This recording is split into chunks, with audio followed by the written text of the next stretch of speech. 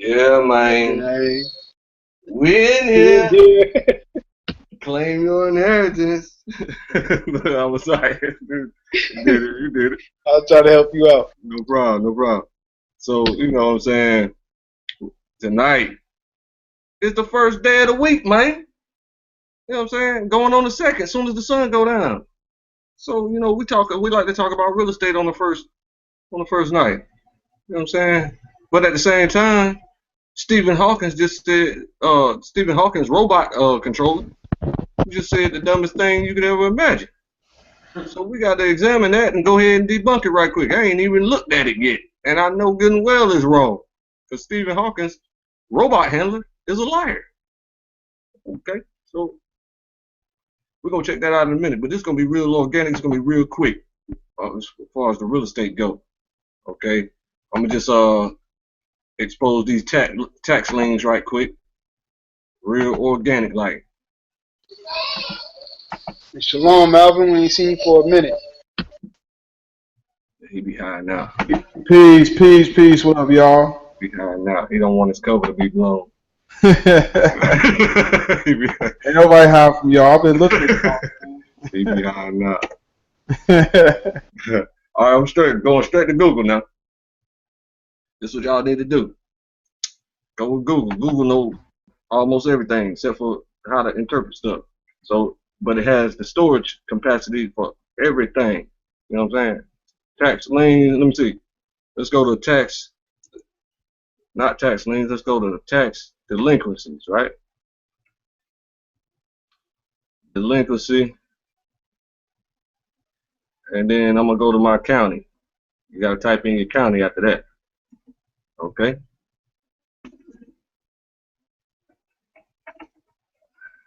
County NC. All right. Delinquent taxes. Say it right there. Bam. First thing. Hit that.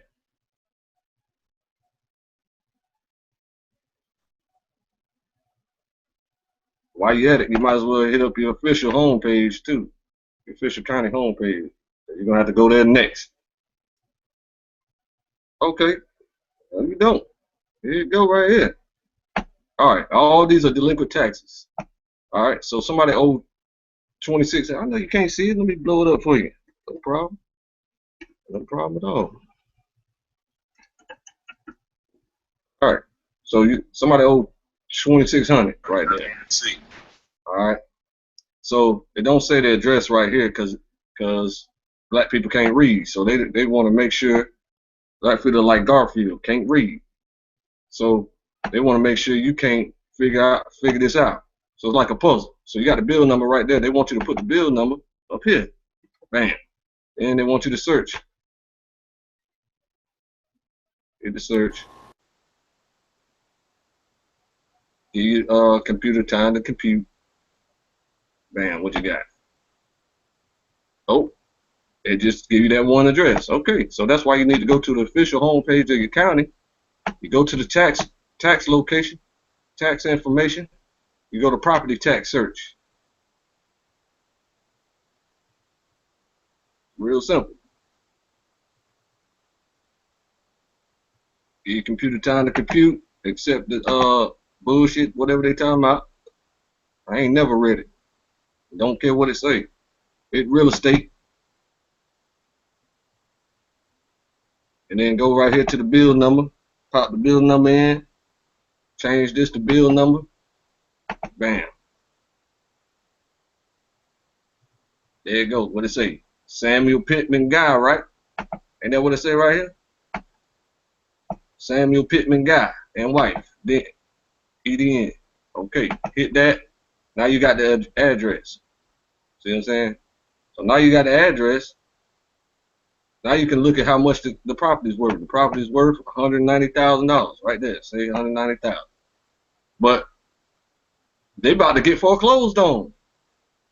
The tax lien of $2,600 is about to make their house foreclosed. If they're this far behind on their taxes, which is once a year, like $250 a year, $400 a year, if they're that far behind on their taxes, then no, that's how much their taxes is every year. It's $2,600 a year. Okay, so now they're a year late. That's why we can see it. Okay, that's the only reason we can see it, because they owed it back in 2014. It's 2016 now. You know what I'm saying? The house is worth 190,000. Go down to the bottom. You can click the taxes to see. This is 2015 records. Okay, if I go to 2016, it might show something different. But okay, now this is how much is owed currently. $2,600, $2,600. Okay, let me see if we don't have 2016. Okay, so this is how much they currently owe, and they're about to get foreclosed on.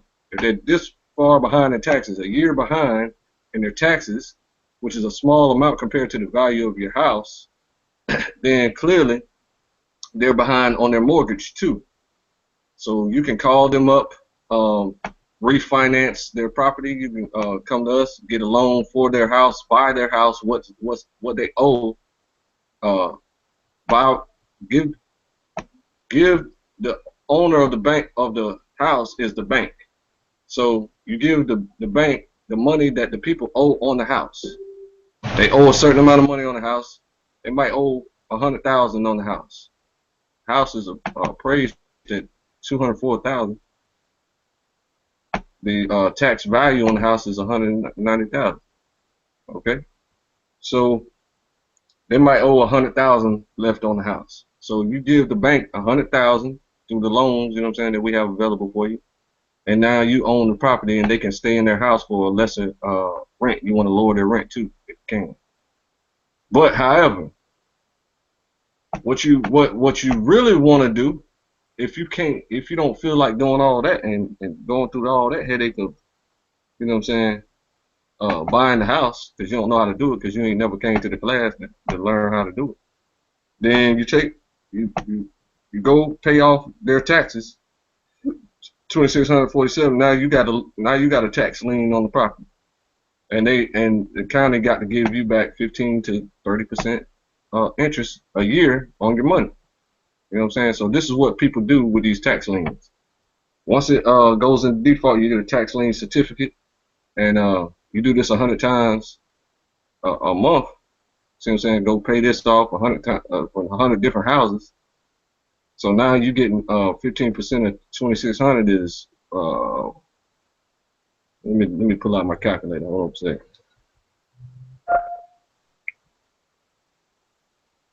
2,600 times 15% is $390 a year. You know what I'm saying? $390 a year. But you own 100 of these or 1,000 of these. You know what I'm saying?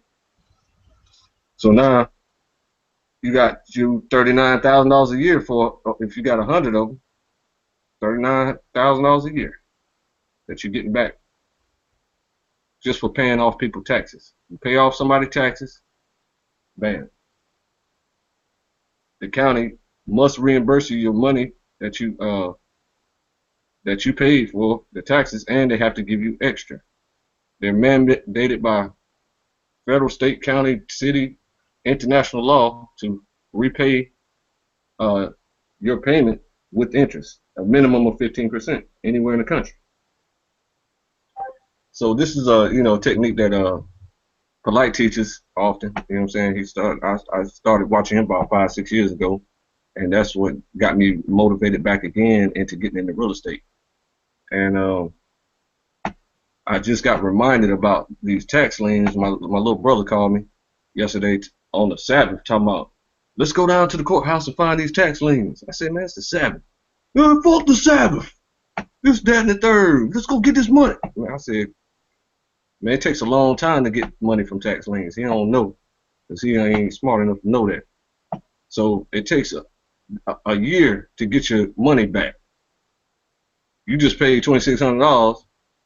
Now you can't eat. You know what I'm saying? So now, you know what I'm saying? So you got to have money to let it sit there. You know what I'm saying? So when you get involved with us, you can get loans to start paying off these taxes. You know what I'm saying? Then you can just let it sit there until the next year. So you do 100 of these a month, bam, end of the year, you got you $39,000. No problem. Very simple. and I go into detail, you know, whenever. All right, so it's basically we're gonna have an open mic because that's all I had to share today was that little tax lien technique. But I'm getting ready to go into this Stephen Hawkins presentation and see what he's talking about. I ain't even watched it yet.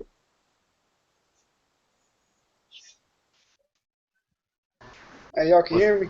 Shalom, shalom. Hey, man, I was trying to ask you, what's the paperwork for that, all that tax liens? What do you got to do that? Hold up a second.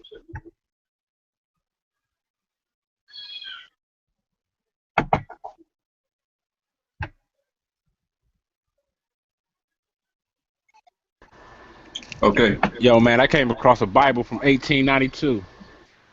What? Yeah, my mom had it, man. This Bible is the baddest Bible I've seen, man. It got the breakdown of words. It got the maps of the Gentile lands. Oh, man, this Bible is badass. That's before they started hiding everything. You got to take some pictures of it. I downloaded that one Bible that you sent, or that video from 1615. Uh-huh. I downloaded that one. Okay, yeah, I'm gonna make some copies of this one, man, and I send it to y'all through the messages, man, cause it got some powerful information in there, man. Most definitely. Okay. Now, when you find your tax lien, I just showed you how to find the delinquent taxes, right, at your county. So now, when you do that, you hit the bill number. You click on the bill number, and then it should pop up over here somewhere. But you gotta find it, I guess, because it didn't just pop up instantly. Let me look. Let me double check here. 041465. Okay, so you probably got to go through this long list, right? This long list right here, and find your tax lien, and then it's going to have anything that's delinquent is going to have a cart beside it. Hit the cart. Now the delinquent taxes is in your cart on your, you know what I'm saying, computer, and you're going to pay by credit card. Bam. And then it's in your name. Now the tax bill is in your name. And then once it's paid back at the end of the year, you're good. You're gonna go downtown. You're gonna get your tax. Go ahead. That's all you have to do, brother. And then it's no more steps after that. After you go ahead and do your research, then go back and check on the other site, like you say, check your county site, and basically you can just go around buying people the tax liens off people property, and look for that income later on in the year.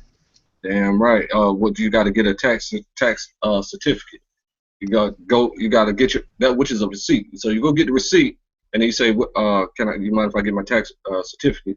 And then they're gonna tell you got to wait a certain amount of time for them to for the homeowner to be notified of all this information, and then react by saying, "Oh man, shoot, my taxes are paid. That's great. Wow, I get to stay in my house, no foreclosure. Now I can just catch up on my mortgage." So they're happy already. You know what I'm saying? But there's more steps that you can do. But just strictly the tax lien situation, it takes a little time to get your tax certificate, and then you use that to reclaim your money at the end of the year. So with that, are you aiming towards houses that have a little bit more income, because maybe they have a little old money there that they probably ain't got that check yet, or what? Because I was just thinking, so what if they don't pay? They lien, how can you still get that money back? If they don't pay, what's going to happen is their house is going to get foreclosed on by the bank. Okay, so now their tax lien is already paid. So the county can't foreclose on the property. So the bank is going to eventually foreclose on the property if they don't have the money to pay. So that means that the bank is going to have to pay the tax lien. Somebody got to pay. Okay. But So it's going in your pocket. So you saying that, let's say my 12 months is up, right? And they still didn't pay. Of course, like you just said, I'm just repeating back so I can get a full, a little bit of clarity, bro. So you saying, yeah, the county can't take it, so that's gonna push the bank to do it, and so the bank do it. So with the process that now that the bank is involved, can that go beyond a year before you end up getting that back, recouping that back, because maybe they going back and forth with the bank, but they still haven't paid it. But you know what I'm So saying? not at all. Actually, you know what I'm saying? Since you're in the position of the tax lien, you are the boss of the house. You are the boss of that property. You essentially own that property just because you have the tax lien on the property. So just like the bank owns the property because they have the mortgage lien on the property, the tax lien is more powerful than the bank lien. So it's the top of the top. It's the boss. So Right. if you choose to, if they don't pay you if you're ruthless, you can foreclose on their house in 6 months. You can be the forecloser person. All you got to do is find you a smart attorney to go ahead and do that for you. Say, man, they owe me taxes on this property, and the attorney gonna be like, okay, that's gonna cost you $2,500. No problem. Here you go. Bam. Get your money back. Swift and easy. Now you own the whole house of $190,000 house that you can resell for $190,000. So they don't want to do that. Trust me. Maybe that's how ICGJC gets around without a 501c3. Could be. They deal with this tax liens and stuff. No, I'm saying it might be the way they do it because I haven't seen anything about them having a 501c3, so that would mean that they're paying property taxes on all their properties. But if another brother owns that tax lien like you're talking about, then they technically don't have to pay it. Exactly. They just pay it to each other. That's the thing about a community. You've been saying, Polite says him and his wives do the liens on each other so that whenever they feel like defaulting, it just goes to the next person in the family. I have some properties I want to show you as well, man. So how about how do you, so you saying that now I got a tax lien on the house, right? So you saying that my mate can go ahead and pay the tax on it and it can go straight to her, and it'll prolong it, or I'm not understanding. If you allow her to put a lien on your property, on your tax lien, then the property, she can foreclose on the property and then she owns it. Okay. So you're basically kind of like an owner already by having the taxes paid on the house. Okay, so you can foreclose on the current homeowner of the property. Generally, about 7 times out of 10, people leave their house and just leave and get missed. They move whenever they're behind on their mortgage and they're about to get foreclosed on and stuff like that. They don't want to go through that feeling of that stressful feeling of my house is getting foreclosed, and so they just move. But a lot of times people stay in their house and then they're forced out by the sheriff. That's what a foreclosure is. You no longer own the property, and the sheriff comes over and recoups the property for the bank or the county. So there's 3 owners of the house: the county of any state, the bank where you got your loan from, and the person living in the house paying both. So does it also tell you how long they owned the house? Yeah. Let me see here. They go to the property. It tells you the last time it was sold. Let me see. Let's see here.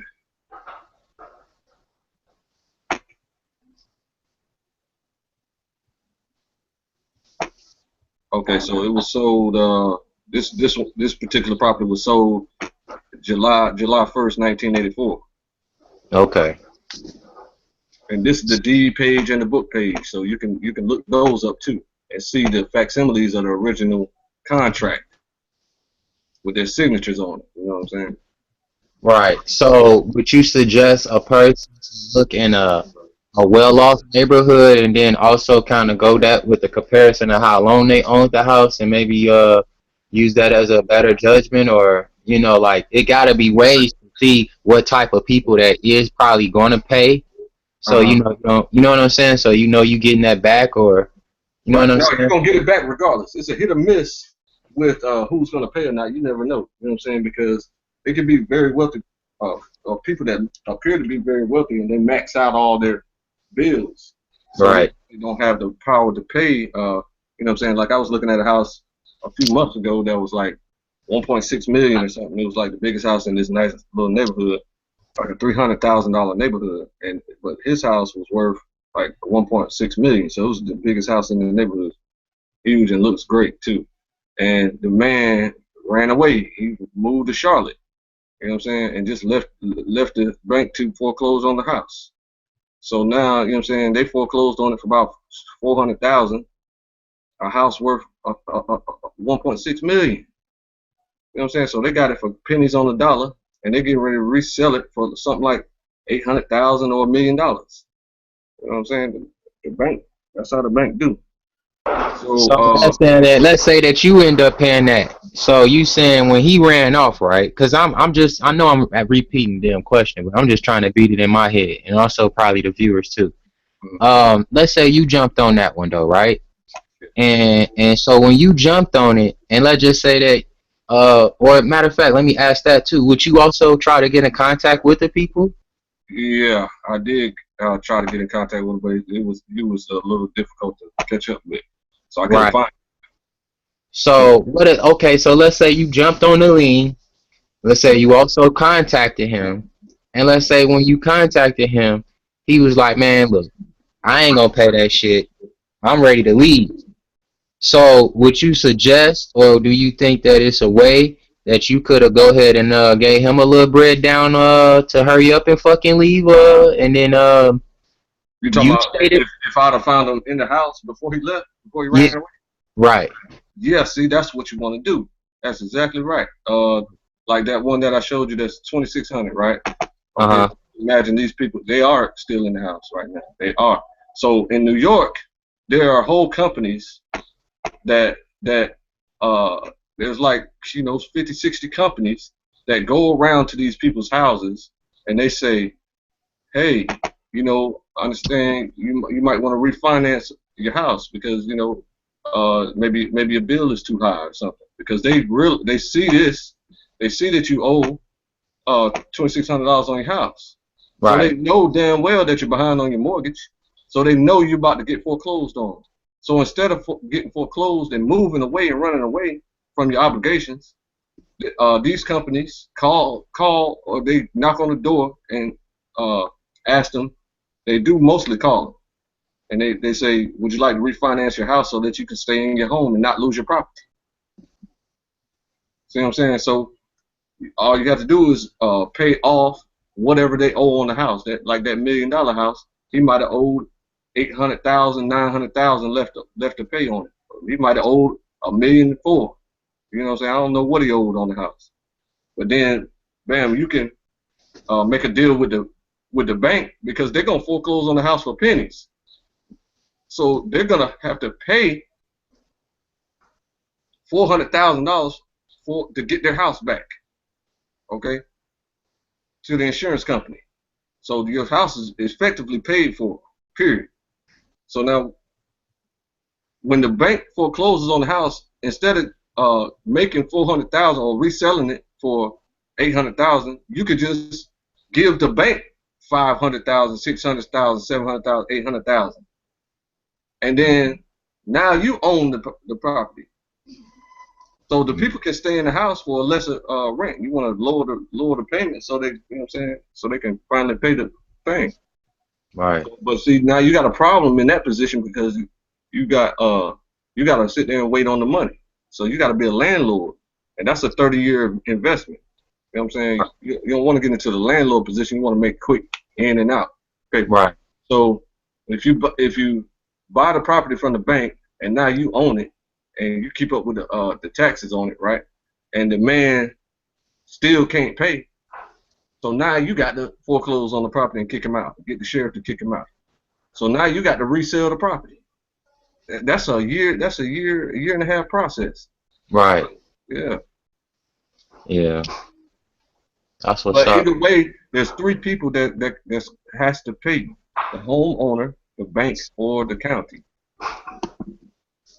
So the county and the bank is definitely gonna pay, because when they foreclose on the property, they have to pay the taxes on the property, the back taxes on the property. So you would suggest for people that starting out, or just if just trying to make sure you get you a nice income at the end of the year, is just stick with the liens.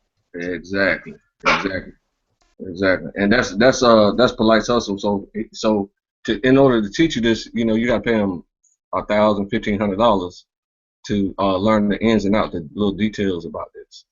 So that's how he gets his millions of dollars. You know what I'm saying? On top of, he has expendable money to buy up 100 of these, and then get $39,000 at the end of the year. He might buy 600 of them. I don't know how many he's buying. You know what I'm saying? I got you. And he gets the tax certificates, and at the end of the year, he just turns in all his tax certificates, and they have to pay him a minimum of 15% on his investment. The county or the bank. Now, if the people pay it and stay in the house, they can finally start paying their bills for whatever reason. Then you're good to go. You can't lose. Somebody got to pay. Even if none of them pay it, and the next people that buy the house got to pay the taxes. Right. Yeah. Okay. I like that, man. I like that. So, especially here in Chicago, I would really I mean, just to know that I mean, like you said, either way it's gonna get paid. It's just that I'm looking for a more way that it get paid back quickly, or whatever you want to call it, within that same 12 months. Exactly. You see, you can press the homeowner to pay the taxes, and then you get your money back quicker. But I mean, if he can't pay it, if he's a year behind, eventually he's going to get foreclosed on. So 90% of these properties that are behind at that rate is going to get foreclosed on. Now, these smaller guys that only owe 300, 400, 300, now they might eventually catch up. Right. Anytime you at 1,500 and up, then these people are not going to be able to pay their property taxes. They're already a year behind. How much money are you making? You done got fired or something. Something done happened with your finances. And look, it's 192 pages of delinquent taxes just in this county. And this is a very small county with only 300,000 people. Wow. 192 pages of delinquent taxes. So, you know what I'm saying? You can buy all these up and get your money back at the end of the year. You're going to make a killing. It's 3,832 delinquent taxes. Man. Yeah, I appreciate that, man, Devon. That's real constructive right there, man. No problem, man. That's what we're here for. Each one teach one. Right. I like that. Especially you get you a nice little extra little money that you can, basically, that can be your little bank. Exactly. You know what I'm saying? A savings account that you ain't gonna spend, because you're gonna get it back at the end of the year or whatever. 12 months time. Mm-hmm. Yeah, I like that. Appreciate that. You can go to your what's it, Stephen Hawking? Yeah, Stephen Hawking. Oh, Stephen Hawking. Okay. Used to be the smartest liar on the planet until he became an invalid, and now he has robot handlers that just make up anything and just They just be making up anything. It's not him in his body anymore, really, to be honest with you. So I'm trying to see. Oh, damn. Video is 33 minutes long, but it says Stephen Hawking fakes experiments in attempt to prove the globe. Oh, and this is a Jeranism video, so it already explains whatever they needed to debunk. So I don't even need to go into this. I just have to watch that on my own time because it's too long. But if y'all want to watch this on your own time, it's Stephen Hawking fakes experiments in attempt to prove the globe on Jeranism channel. Jeranism.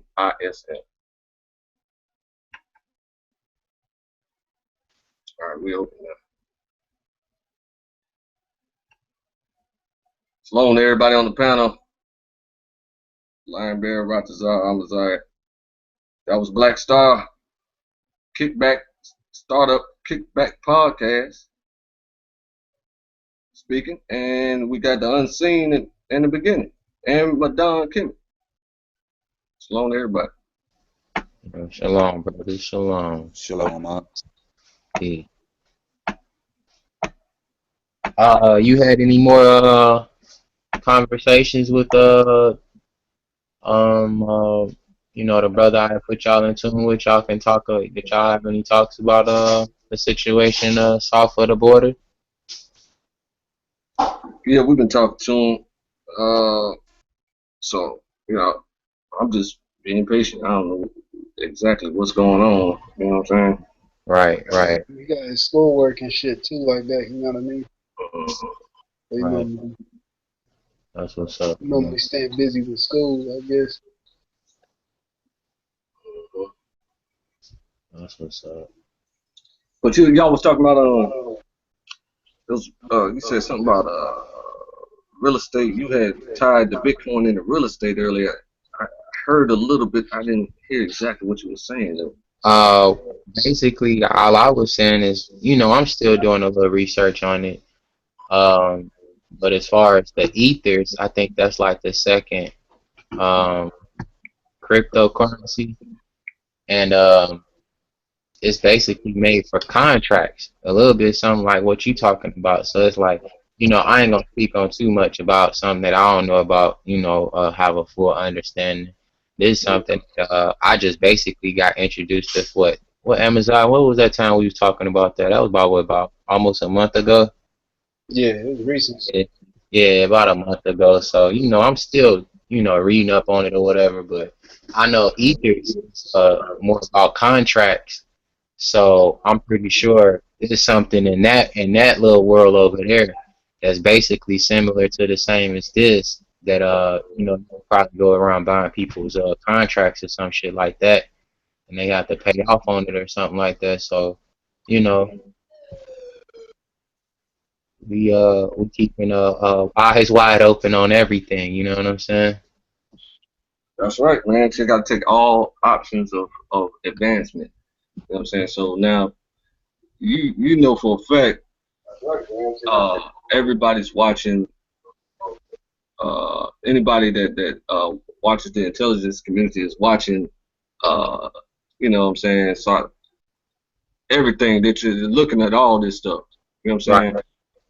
So we got to make sure everything's on point. And just like D. Miller said, don't do nothing illegal. And that's a beautiful message to put out there. I finally got up to say we try to build the mind so we do not follow the crowd, and so we would not be involved in the Black Lives Matter race war. I finally got him to say that on there. I had to antagonize him for 3 days straight. That was on the air? Yeah. When was this? Today? Yesterday. I said, don't believe them. They're trying to get you in the race war. I had to say it 20 times, 30 times before he responded to it.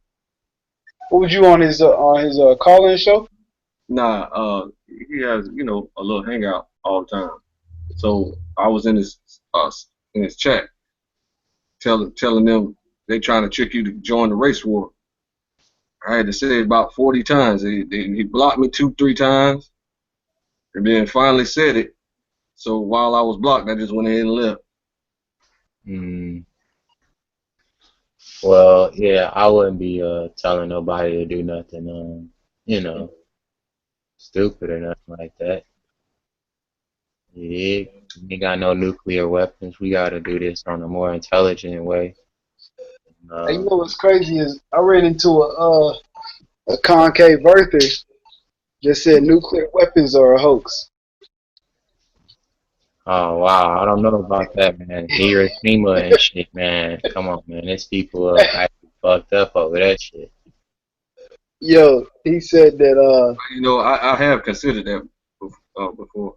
he said Hiroshima and Nagasaki were demolition, just like regular demolition projects. You know what I mean? Like if they just blew up everything with dynamite and C4 and stuff like that instead of actually dropping a nuke on it. But if you think about it, right? In order for a hydrogen bomb, right? In order for that to work, you have to collide two protons together. Uh, So has anybody and I know I did some research on this. I did a presentation in high school on nuclear fusion, and I think it just went over everybody's head. But when you sit and really think about that process within a bomb, it doesn't really too much make sense, man. You know what I'm saying? Now, Because that's what CERN does. remember that Navy railgun that we just saw the other day? You have to show me. The line of sight. You never saw it? Okay. I gotta show you. Hold on a second. Go ahead. Keep talking. No, I just don't. You'd have to have like to me, I think you'd have to have like a mini particle accelerator. I mean, I think there was, some type of big bomb drop. You know what I'm saying? I just don't feel like it's the same process that they try to tell us it is with nuclear fusion. And I'm thinking about going back and researching it now again, just to see what I can find out. You know what I mean? Yeah. Because it's not hard to use nuclear materials or to use radioactive materials. You know what I mean? Uh-huh. When you talk about isotopes of uranium and stuff like that. But the process of the atom bomb was supposed to be that they were splitting the atom in order to create that. And then with the hydrogen bomb, you're talking about using two different atoms. Uh-huh. You know what I'm saying? And that all that process has to go on by you know what I mean, from the time you drop it to Okay, the I time gotta show it hits you the this ground. to explain a piece of technology that a hydrogen bomb talks about. But I have considered that they were hoaxes before, but I'm just not thoroughly convinced yet. I mean, I've watched a lot of those tests, man.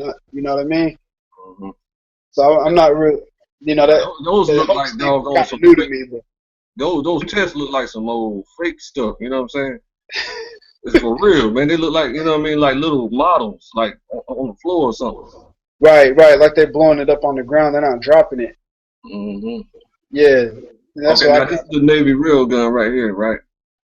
This thing has it's a whole room that propels the object. Okay, so see all that equipment, all that. It's a big gigantic room that propels. See that? That's the propulsion for the object. So the bullet travels at 5,600 miles per hour, which is like a lot faster than the speed of sound. And see, watch when they shoot this, it goes straight through about 20 walls of concrete. If they show that part, because they keep repeating it.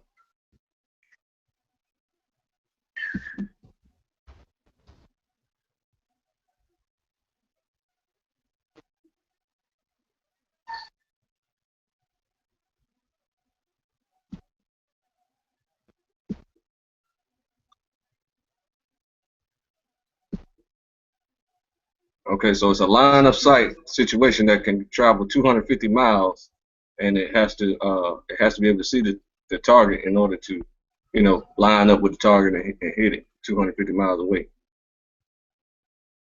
Okay. And on one of these demonstrations, it shows it flying directly through 20 walls of concrete with no problem. Now, that propulsion system that you saw right here, this propulsion system, this is what makes it go so fast, right? So this is the same technology that they use in the bombs, in the hydrogen bombs, and in order to collapse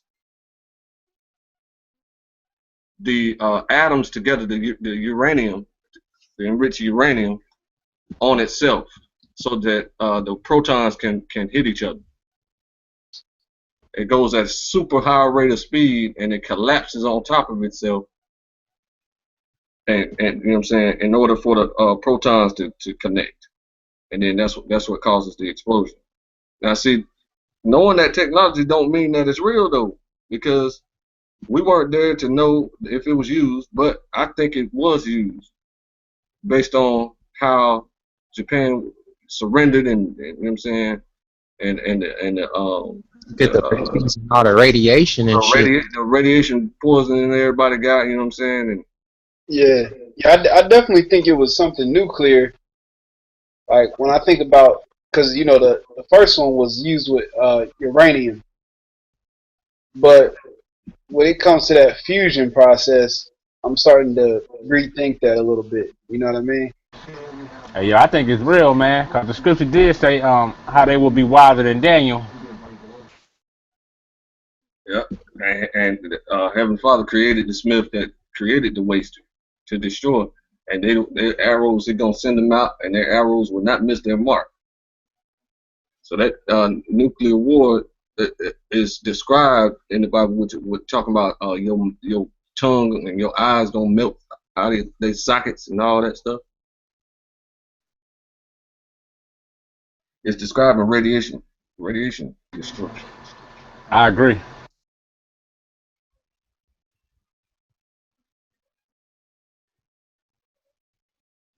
Yeah, so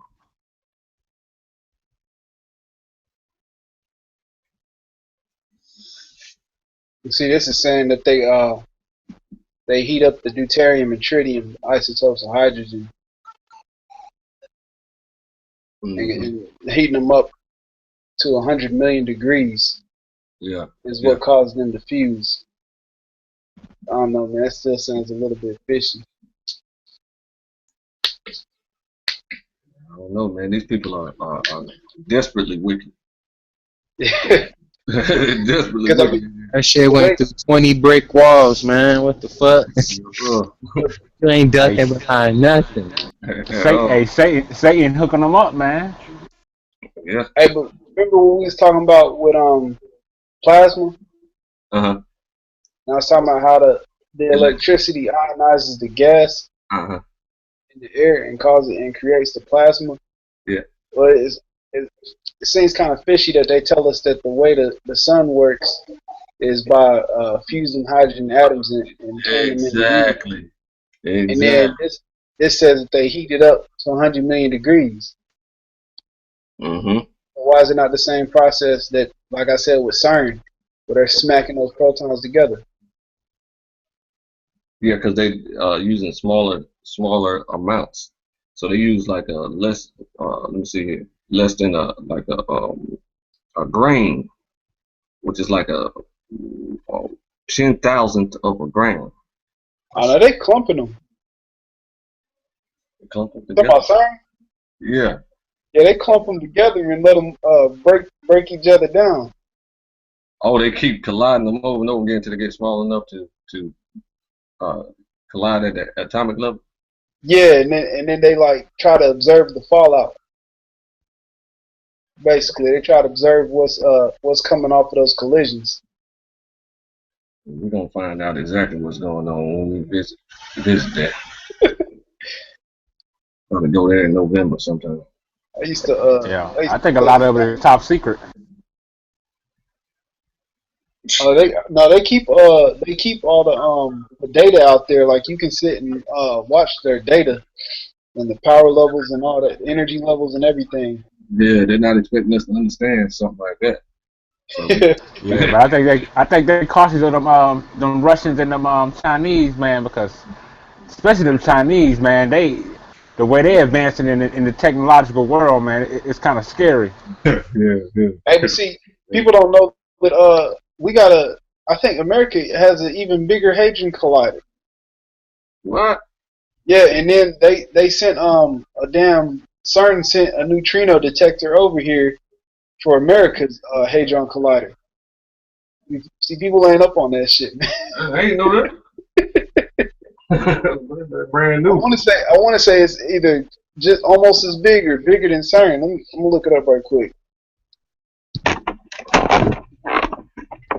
Yeah, these people are retarded, man. And I truly believe that Shiva is a clock. I know it, folks. I'm about 90% certain. Say that again. You said what was the clock? What you say? What? Shiva is a clock. The It's name? Come on, the goddess from India. Yep. Yeah, show them that picture right quick. It's right on top of CERN, man. Right on their facility property, man. They got a statue of Shiva. Yeah, you know they got that on the inside the Denver airport in Denver. There's one guy be breaking it down all them off them what they call it a mural or something. They got that image of Shiva up there with Obama sitting beside it or something. Yep, in the same position. Mm, I don't know, man. You know, I don't really pay attention to cartoons and shit. You know, so I need a little bit more evidence than that, man. Oh, what? Evidence of what? The pictures that okay, so Hey, matter of fact, you that you talking said about that, you talking about Shiva or you talking about the goddess Kali? Hold on, go back to God, This Shiva. Shiva the Destroyer, Yeah. the destroyer. Yeah, Destroyer of worlds. this idol was referenced by Oppenheimer, the brains behind the first atomic bomb. So he said we were concerned that we became destroyer of worlds, and he was crying and stuff. And this is the idol Shiva, and it's on top of the CERN facility, and the CERN is up under all of the ground, deep underground. So this looks like a clock to me. I'm 90% certain this is a clock. So I don't know what these things represent, like the position that he's That's in. the I heard it was it all go back to sun worship. Yeah, I yeah. know. This head part is the sun. So this looks like a clock to me because you got the small notches and the big notches. You got the awkward positioning of the arms and the legs pointing directly at, like this big toe is pointing directly at this little notch right there. You know what I'm saying? And Yeah, all that stuff. I think it's a celestial clock and a solar clock in all in one. Mm-hmm. Hey, Mm-hmm. all right, here you go. Then you got this lash around the waist that's pointing at two different locations, specific locations. So all these things might represent different, some type of what you call a constellation or specific stars. You know what I'm saying? So when you have a particular alignment in the sky, that's a time. That's a particular time. Hey, this one is the big. I think is one of like the main research laboratories in America. It's called Lab, and it's right outside Chicago. It says Batavia or outside Batavia, Illinois, near Chicago. Hey, but I see. I think it was funny that you said like you mentioned cartoons or whatever, right? Right? Well, like I was doing a lot of research on CERN like all last year basically, and their particle accelerator called the Large Hadron Collider. And you know, I try to like with my kids, you know, sometimes I'll be like, well, let me see if they'll like, you know, something that I used to like when I was a kid. You know what I mean? What, So G.I. Joe? I put on this Yu-Gi-Oh series that came out in like 2008, right? Well, it was funny because they had in the cartoon they had a particle accelerator that it caused the part of the continent to split off, and the part that split off it was called like the satellite, and it was basically like the hood. You know what I mean? And all the kids that came from there, like they all got marks like tattoos, showing basically like that they're like slaves that belong to the satellite.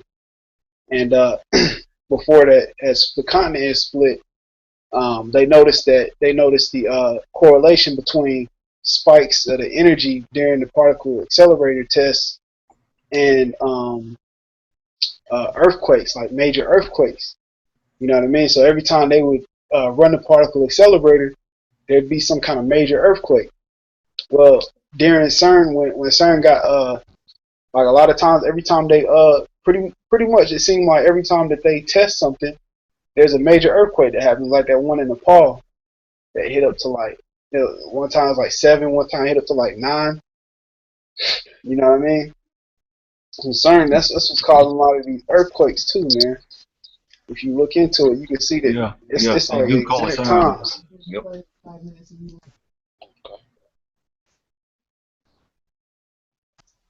But I was like, damn, they put this shit on Yu-Gi-Oh, man. This could be, you know, like this one here in America, Lab. You know, I don't know, man. You know, at the end of the day, motherfuckers can take health pills and still get hit by a bus.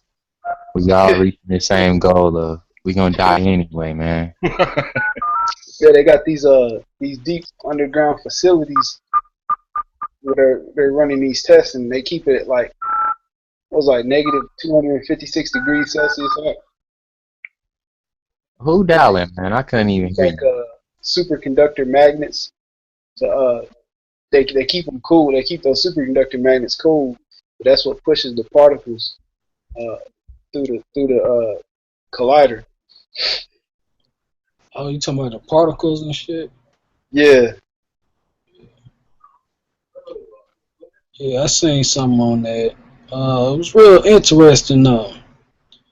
But it's like they still can't prove the particles because it's like they can't show it. Only thing they can do is show like the effects of them, but they can't show.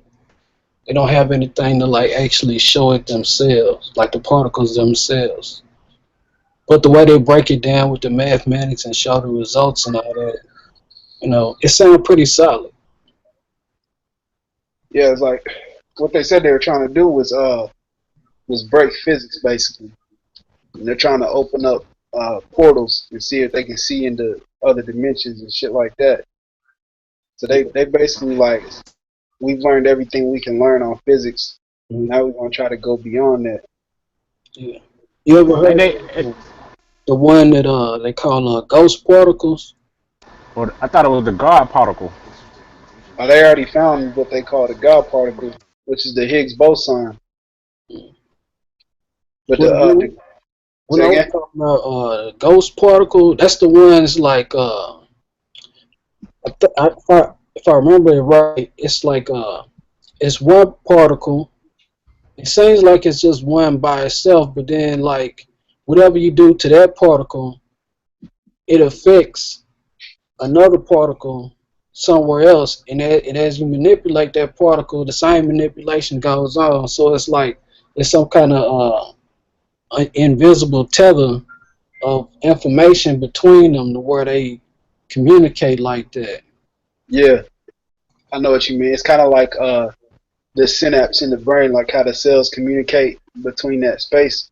Yeah, but it ain't nothing you can show them connecting to each other though. That's why they so crazy. Yeah, no doubt. It's like trying to find the speed of human thought. You can't do it. Yeah, and that's also why they're trying to they got those neutrino detectors and shit like that, trying to chase those ghost particles like you're talking about. And as I was telling the brother, they sent a neutrino detector over here to the United States.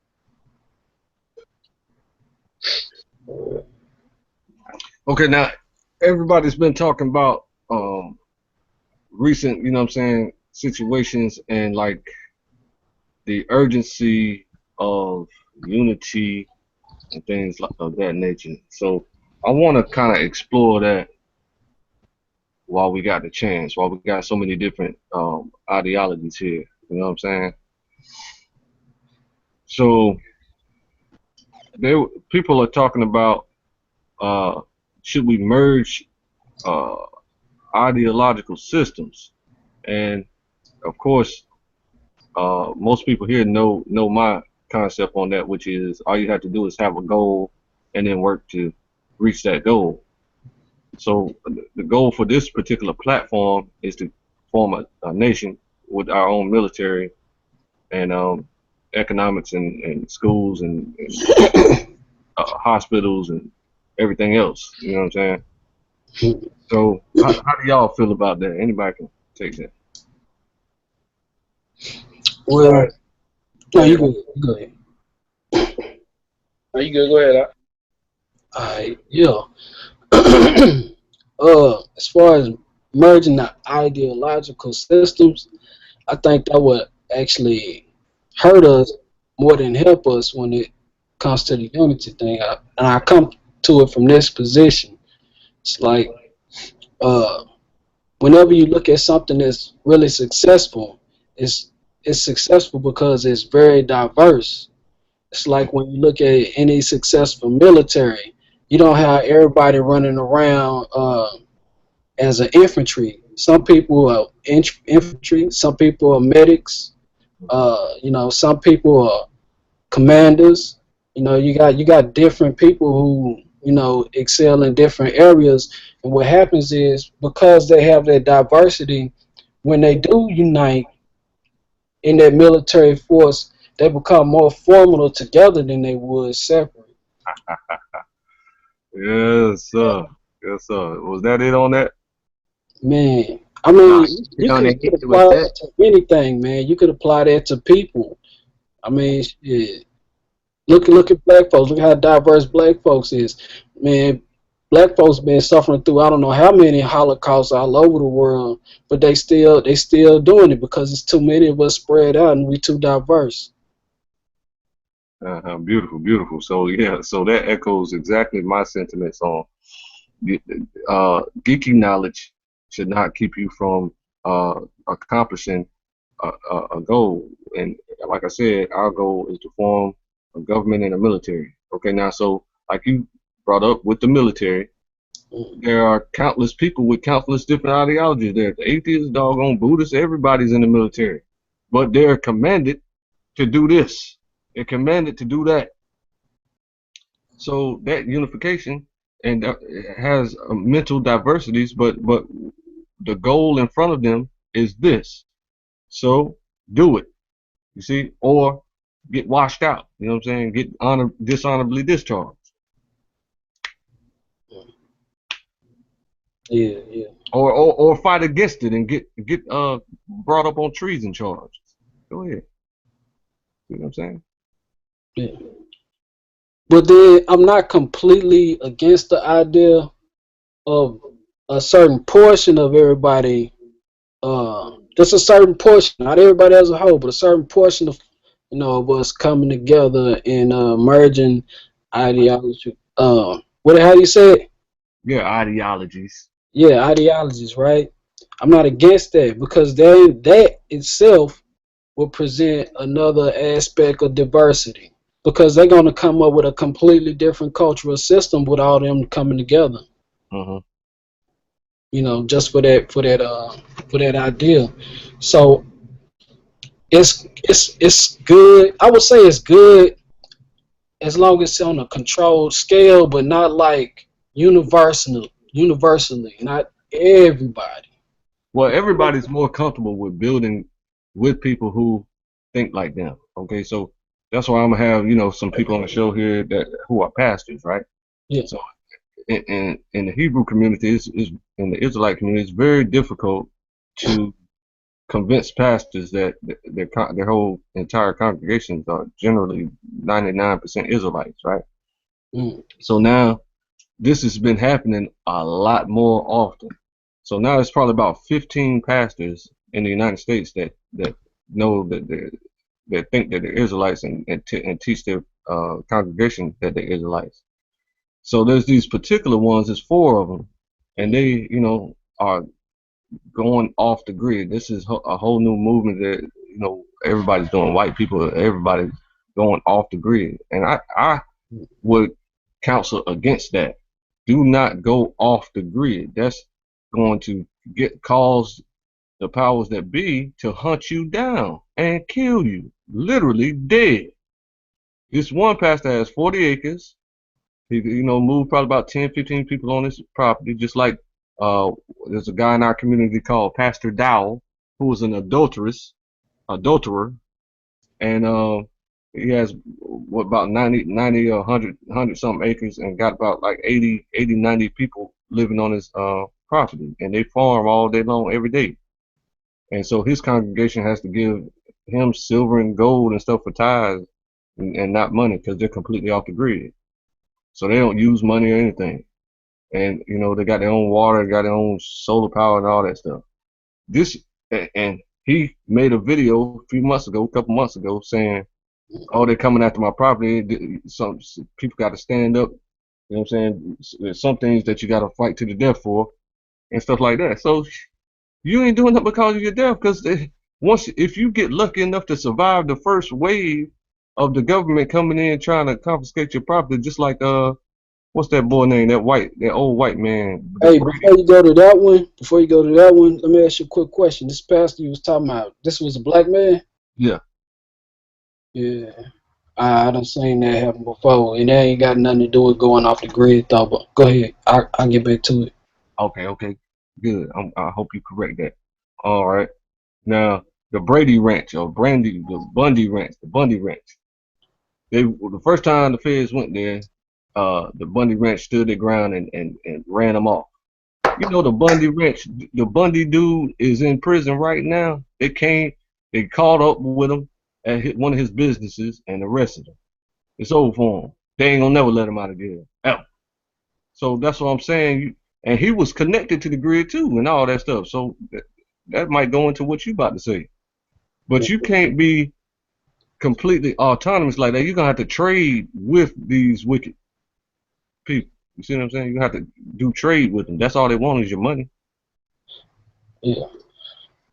All right, but yeah, what I wanted to say on that though, man, it's done happened so many times that it can't be a coincidence, man. Whenever uh, black folks in general start assuming a certain power position, a particular people from a different race are gonna come against them and try to hinder that. And they use any means they can to do it. It's happened time and time again. It's about having you under their thumb. They need to have some kind of control over you.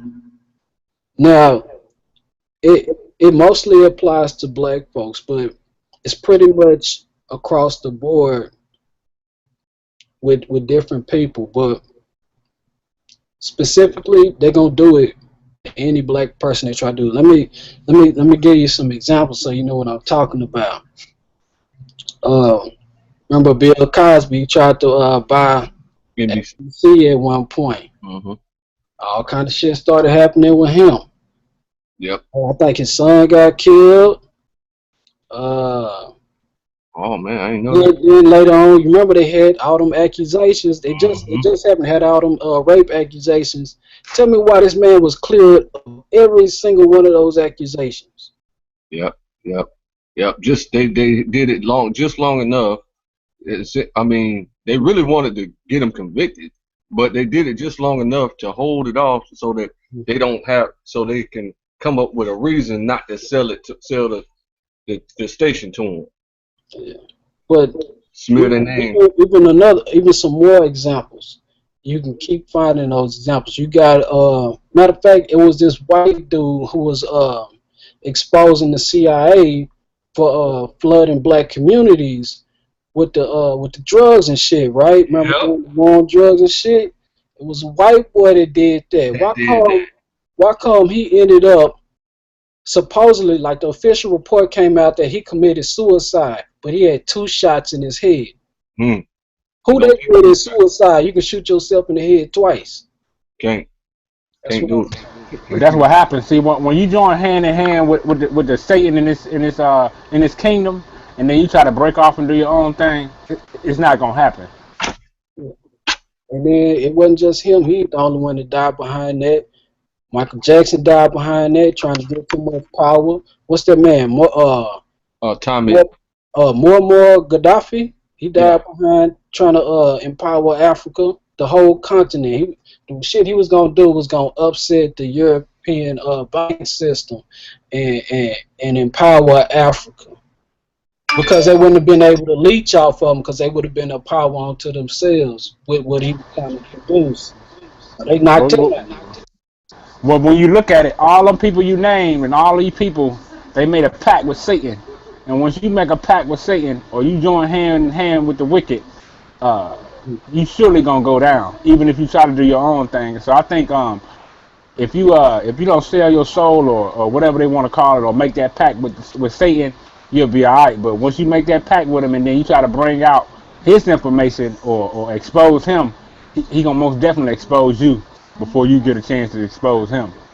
Absolutely. There's a Gentile man by the name, I don't know his name, but he is the head of the Black Dragon family. So there's one called the Black Dragon family and one called the Red Dragon family. So both of these people are Satan, and the head of the Black Dragon family has an interview on YouTube. Just pull up Black Dragon family interview, right? And listen to that. And he just calmly telling everybody that, you know what I'm saying, he takes what he wants when he wants to. You know what I'm saying? Because he's that powerful. So he's richer than, you know, all them other guys and stuff like that. But he is in direct competition with the Red Dragon family, who also takes whatever they want.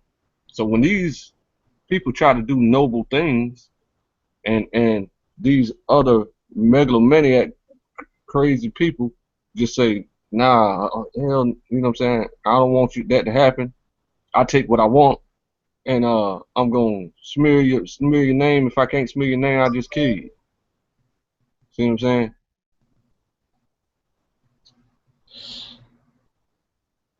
Yeah, I see what you're saying, but I'm kind of confused on something. What's that? Pact with Satan? How do you do that? All you gotta do is I think, yeah, join his. Once you get into his political, economic system or religious system or 501c3 or anything, or when you make it up in the business to a certain level, I think those different people make different they have different vows they take with those people in with higher positions and and duties. Like the Bible right. tells us, we got, you know, holy duties and righteous duties to make sure that life flourishes everywhere. But in the satanic mind frame, you're supposed to make sure that life dies as much as possible, and there's suffering and pain all over the place, because the rulers of those mentalities, you know what I'm saying, they think that they can feed off of that energy of pain and suffering. So they cause it as much as possible to attract all the wealth of the world to themselves. I mean, that's any theory is as good as another. I just go off of what I seen. Black man did this, or somebody who wasn't black did this for the benefit of black folks, and they got took out or they got shut down in some kind of fashion. That's right. That's right. And see, Madan is explaining that you done already made a deal with them. Don't disrupt our, you know what I'm saying, don't be trying to be no boss in our economic situation. Don't be trying to take over. Man, that's true though.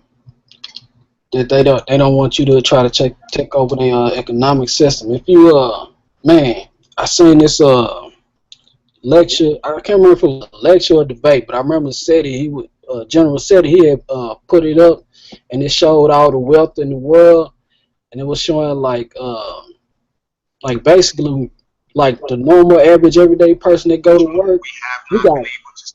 We got dust. We don't even got crumbs. We got like the dust from the crumb, man. That's what we got out here. We don't have nothing. They as much of that money that they done acquired, and they get us to involve ourselves in it, and we got to survive because they keep us from living on our own and taking care of ourselves in our own way. We gotta engage in their system, or it's pretty much death. Man, you Yeah, so right. that's why the scriptures say, "Give Caesar what belongs to Caesar." You feel me? Exactly, man. But he's right though. That's like the world rulers. I'm talking about the ones that don't have a nation and just can go anywhere in the world without paperwork, because they're whoever knows them knows them. You know what I'm saying? And if you impede their travel, they just kill you. You know what I'm saying? So these are I'm talking about the bosses. You know what I'm saying? The people that are above the Bilderbergs and all that stuff, the 13 bloodlines and all that stuff. The top bosses. They just go travel freely. Now these people, that's like having, you know what I'm saying, a millionaire standing in front of you, right? And then he give 5 people 2 pennies, and they have to get all their food and clothing and shelter from these 2 pennies. So they constantly fighting each other over the 2 pennies that swap back and forth to get what they need. While the man with $1 million sitting there laughing at y'all, fighting about it. But all 5 of y'all can beat down that 1 millionaire. That's why you need a strategic, smart military, because it ain't smart to fight 190 million civilians of racist white people. That ain't smart at all. You need to attack the head, you know what I'm saying, the controllers, the puppet masters. But here's the brilliance of it. You got to give a white man credit. White man so brilliant. If you take him out, it's already somebody else that's gonna take his place. He gonna die too. It can't have but so many. Yeah. But then you're gonna end up fighting the millions, like you said, trying to do that. Okay. Now, you gotta think about it. In their world, their world is clandestine. It does not hit any news anywhere ever. Okay, so their world, they constantly kill each other all day, every day. So there ain't no problem. You know what I'm saying? Nobody's gonna find out that you're doing it. It's impossible. You gotta think about it. They got this propaganda system. It's all through their media. It's in their schools, and pretty much everybody is going to their schools and listening to watching their media, listening to their media and stuff. And it's effectively teaching them what to think instead of how to think. You know what I'm saying? So you're gonna end up with basically they mental slaves, right? And basically you're gonna end up having to go against their mental slaves. It's like, how do you do that? Okay. How do we plan around it? Okay.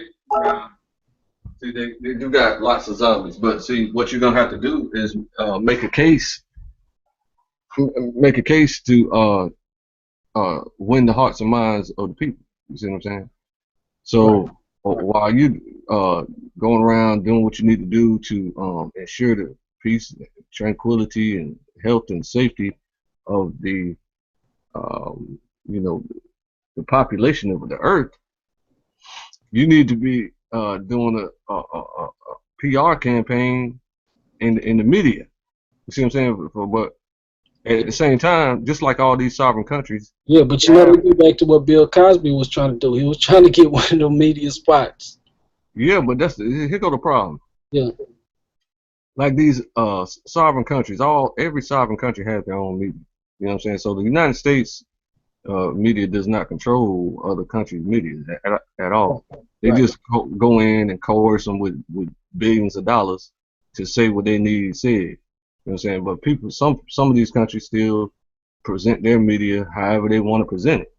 You know what I'm saying? They do whatever they want to do. So uh, if you have your own country, people are going to pay attention to that. Yeah. You know what I'm saying? So you're going to have the same power as an NBC or ABC or Oxygen and all these other HBO and all that stuff, because the airwaves are still, you still got plenty of room in the airwaves in order to create your own media outlet that is strong enough to broadcast anywhere with the satellites and all that stuff. You know what I'm saying? All you have to do is buy it. So Yeah, I agree. I think the devil did a lot with bluff, man, because I think he did a lot with bluff because if you look at the Mexicans, they got Telemundo, you know what I mean? And we know they don't like them Hispanics, but since they was able to put their money together and buy them a station, and now they, you know, when I was in Texas, I used to watch Telemundo. They got soap operas, everything. They got their version of soap operas and everything on there. So I think the devil did a lot with bluff, but at the same time, we know this motherfucker is wicked as hell. hmm we Yeah. see we in the Wizard of Oz, where the man is behind the curtain. Don't pay attention, pay no attention to that man behind the curtain. While Mm. they got this big green devil up there screaming and yelling with fire on every side, talking about we too powerful, can't beat us. Now that's because you're hiding behind the curtain, and we know where you are. That's why they are petrified, terrified. You know what I'm saying? Thanks to people calling them out and exposing their names and everything and all that stuff. They know where these people are. Their children are cowards too. You know what I'm saying? They ain't got no super crazy children like how they are. Yeah, Satan definitely starting to cast out Satan, so his kingdom is it's not gonna stand much longer, man. It's falling, man. You know, and I think in a lot of sense, man, that story of Lazarus was talking about us. I think we was Lazarus, and the white man was the rich man, and we still looking for crumbs off his table. Woo! Tell some more truth while you at it. You know what I'm saying? Go ahead. Go ahead. Go in on it. Oh no, go ahead, brother. I just wanted to touch on that, man. That's what you know what I'm saying? Yeah, so like every little event has a metaphorical meaning, because every individual event uh, can be expressed on a community level. It can be expressed on a neighborhood level, a city level, state level, national level, and an international level. Mm.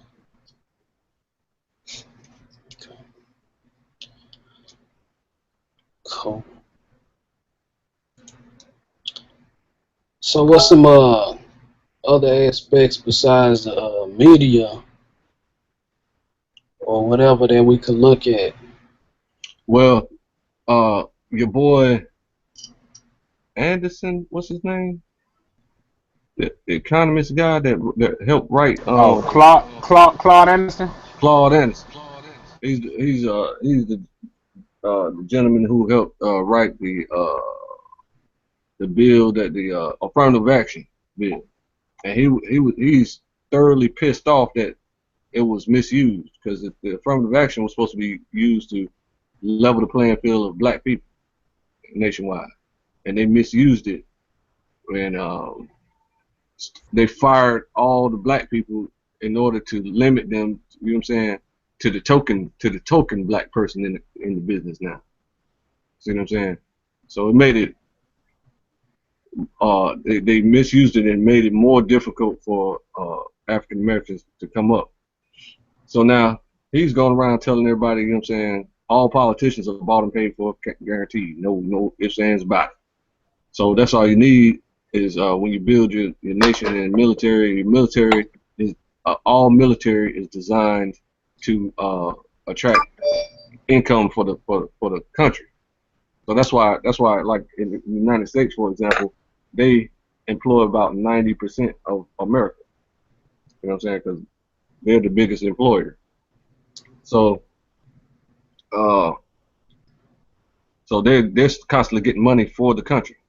So when you have your own nation and military, they're going to do the same thing. Now you're going to have the money to buy their politicians to get things done in their country that you're living sitting right here in their borders. So you might as well buy their politicians to get things done that you need done.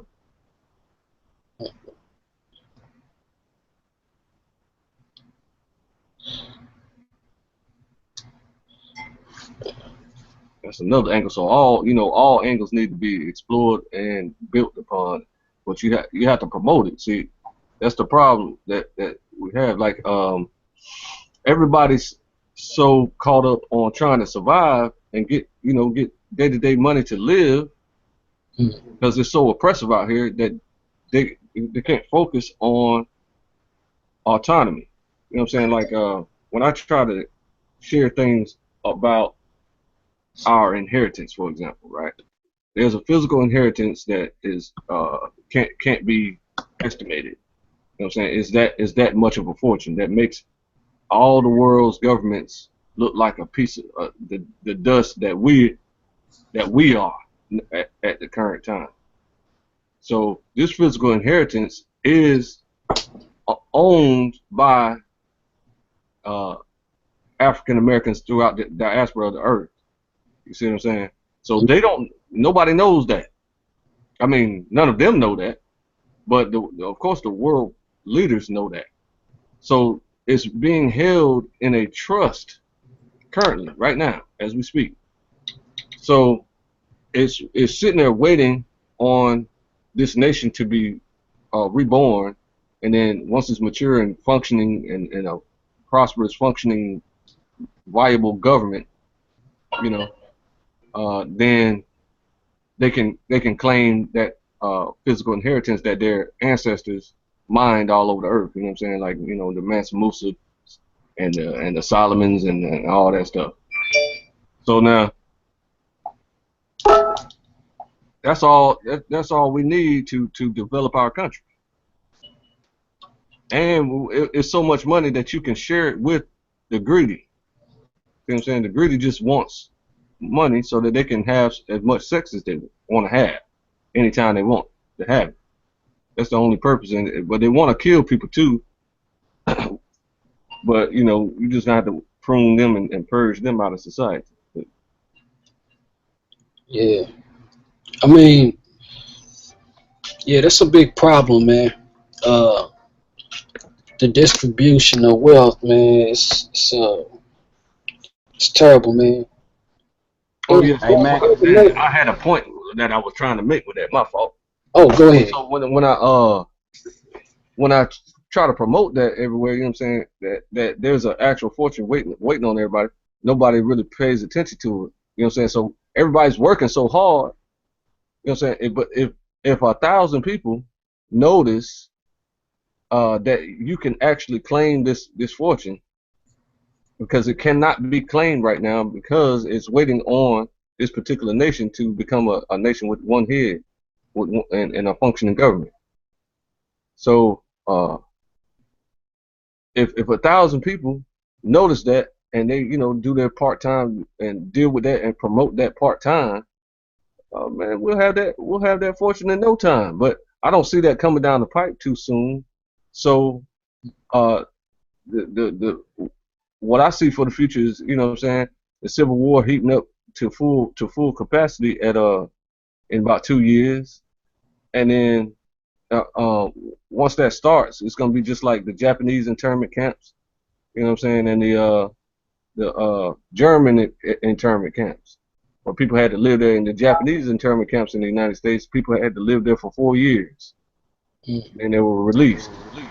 Hey yo, I think we can stop it, man. I think one thing we need to do, man, is we really need to start calling out all these black sports figures that got all these millions, because to me, with all these millionaire superstars from the NFL, NBA, and all that shit, there shouldn't be not one broke black person in America. And I think we need to start calling them out more, because I think that's a way to stop the race war. Because with all the wealth they got, if they just, what I mean, just think about all the wealth they got, man. If they were just to really help who black people like they should. We could stop a lot of stuff from coming down that pipeline. I agree. I believe all future can be changed. You just got to be a very proactive, and you have to. I mean, you have to use common sense, and then accept the options in front of you. You got clear options. You see what's coming down the line. The murders, the police murders are happening more and more often in order to keep people pissed off, in order to ignite that fuse. You know what I'm saying? So Right. they got a fuse burning, and And then sooner or later it's gonna go kaboom. And you know what? You know what? I think the Most High is sending us eye openers, man. Cause like if you just notice, out of all the people, we know who the biggest god, one of the biggest gods in the black community is. That's Michael Jordan. He just donated, so-called donate. I'm gonna say so-called because you know that money never reached the black community. He just donated 2 million, right? So I say we as brothers who got channels, I think we need to start doing shows calling out Michael Jordan more, calling out these different superstars, and just putting them on blast, whether they like it, accept it, believe it or not. Because like the scriptures say, though hand join in hand, the wicked shall not go unpunished. So I think they need to get on board. We need to call them out more. We need to make different shows, calling out Michael Jordan, calling out whoever.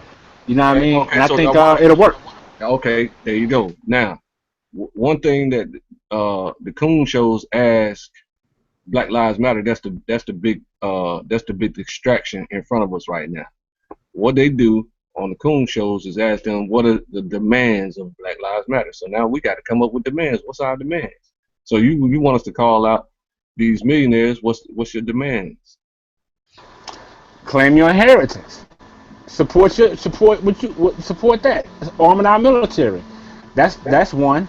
You know what I mean? And anything else, any other kind of institution or different schools we can set up without having a 501c3 that we can institute to set up our kids. If we want to teach them a certain way, if we want them to learn Hebrew from 4 years old and up, we should have schools that set up to do that. And I think they got the money to bring forth whatever ideas we have for. But claim your inheritance for a start. Beautiful. And I need everybody to weigh in on this. What are our demands of people who have the power to promote this on whole nother level? Man, I'm just gonna say first off, I don't have any faith in Michael Jordan whatsoever. But let's just say he did want to help black folks on a grand scale. I think he should start with opening up boarding schools and allowing black kids from the inner cities, impoverished, well, pretty much anywhere where it's impoverished, right? Black kids to go to them type of schools that he gonna open up and start from there. Start educating them from the ground level, and not just this, this regular stuff that they teach in schools. I'm talking about stuff that they can actually use to benefit the future. How to build structures, how to deal with finances, how to grow stuff, things that you really need on the ground level, not this middle stuff, not this, stuff. Right. That's one thing that your boy, what's your boy name? Sir, yeah. Pitballs. Yeah, Sir say that too. I'll say that too. But Pitball, see, be talking about back in the day when the conscious community was basically at full power. You know what I'm saying? You got all the greats. You know what I'm saying, that we talk about today. All right, they the Coon Squad transferred and got everybody to do liberal arts instead of what you talked about, tangible, stuff that really builds things. You see what I'm saying? So he changed it over to liberal arts, which means that you learn how to be singers and dancers and break dancers and football players and basketball players, baseball players, volleyball players, tennis players. That's what they changed the school curriculum to guide us into that direction instead of the building direction, the engineers, you know what I'm saying, and all the rest of that stuff. Yeah. So we need to get the shift. We need to get the popular shift back to the building curriculum, is what you're saying. Right. Basically doing everything from the ground level, man. Being able to do stuff from the origin. Like, okay, you're not gonna be able to stop these sisters from putting all these perms and shit in their head and these weaves, right? Well, then, damn it, they need to learn how to make that shit. There you go. You know what I'm saying? There you go. So because anytime black people get their hands on something, it's gonna generally 9 times out of 10 it's gonna be safer, healthier, and all that. You know what I'm saying? So like these weaves are causing problems. It's causing the women's hair to not grow. It's even causing cancer in some people. Yeah. Yeah, I think we need to come up with a way with find a way to support a program or some type of institution where or scientific lab where we can use our own hair. Cause we can straighten our own hair like shit. I got hair from when my hair grew before that I cut. I still got it. You know what I'm saying? But find a way to straighten that out and do it like that or make it whatever fit their paradigm. I think that's one of the that's one of the curses. We should come up with something where we use our own hair if we gonna take it that route because we see that we know them people don't give a damn. Exactly, and these chemicals don't need to be chemicals. It could be something organic that doesn't do so much damage to the hair. You know what I'm saying? Just untwist it so that it can straighten out. Yeah, remember they used to have the hot comb. They just had that iron comb. They put that motherfucker on the stove or something, and they put it on their hair. And it burns their hair up. And burn their neck up. I think that's why they scared of that motherfucker. They don't use it no more. They use the crinklers now, right? To straighten this joint out, right? Yeah, they came up with a new way of doing it. But y'all seen the story about the black it was some years back. I remember there was a black business hairline that was over in California, and they came out with their own version of like the little thing you just named to flat iron the hair and all that. And they was showing how the Chinese was they was just baller blocking or business blocking, whatever blocker you can name, to keep them out of the business. Like they came up with their own version of it. The Chinese made a bootleg version of it and sold it for much cheaper and just destroyed their whole you know what I'm saying, their whole come up. Let me digress back to this real estate technique, right? This tax lien situation. Okay, whenever you understand this, right, and you got that list of 3,892 joints, right?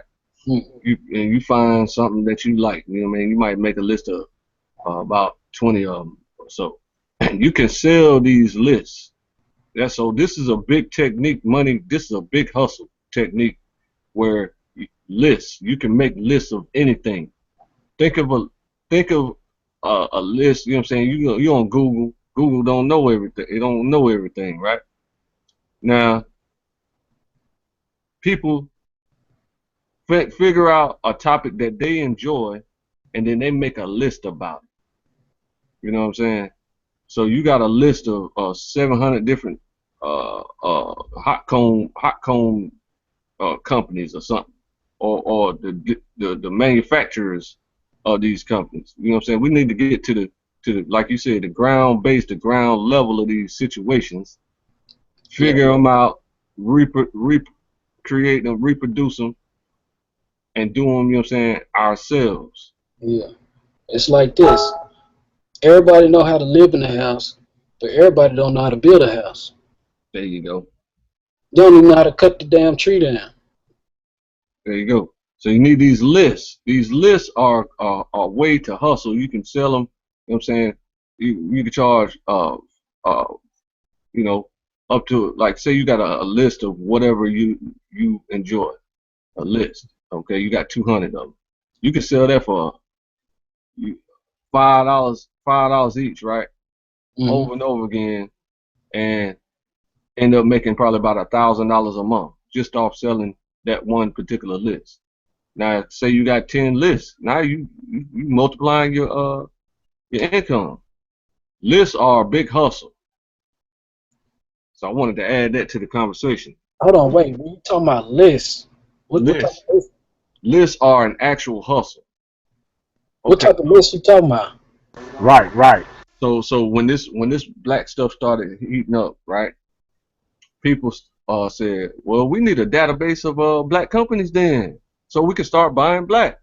So they started recruiting and promoting.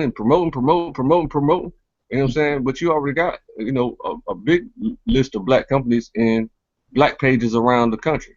But that's not all the black companies, because black companies don't care nothing about no black pages.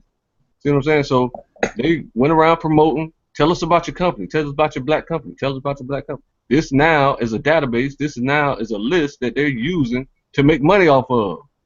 Damn. So you got to get your mind on lists. You know what I'm saying? Say you want to sell unks. Who sell unks in the community? Now you got a list of only unk salesmen. You got a list of only unk manufacturers. Lists are a big hustle. Yeah, Sell the list. I'm in Dallas. The only person I really know who do sell that, it's they got a Pan African shop. It moved. It used to be in South Dawson, moved to South Oak Cliff. Yeah, so it's like pretty much. I don't think nobody else doing it. Not really. See? Now, but he could get tons of money attracted to him. You know what I'm saying? If people would promote his situation.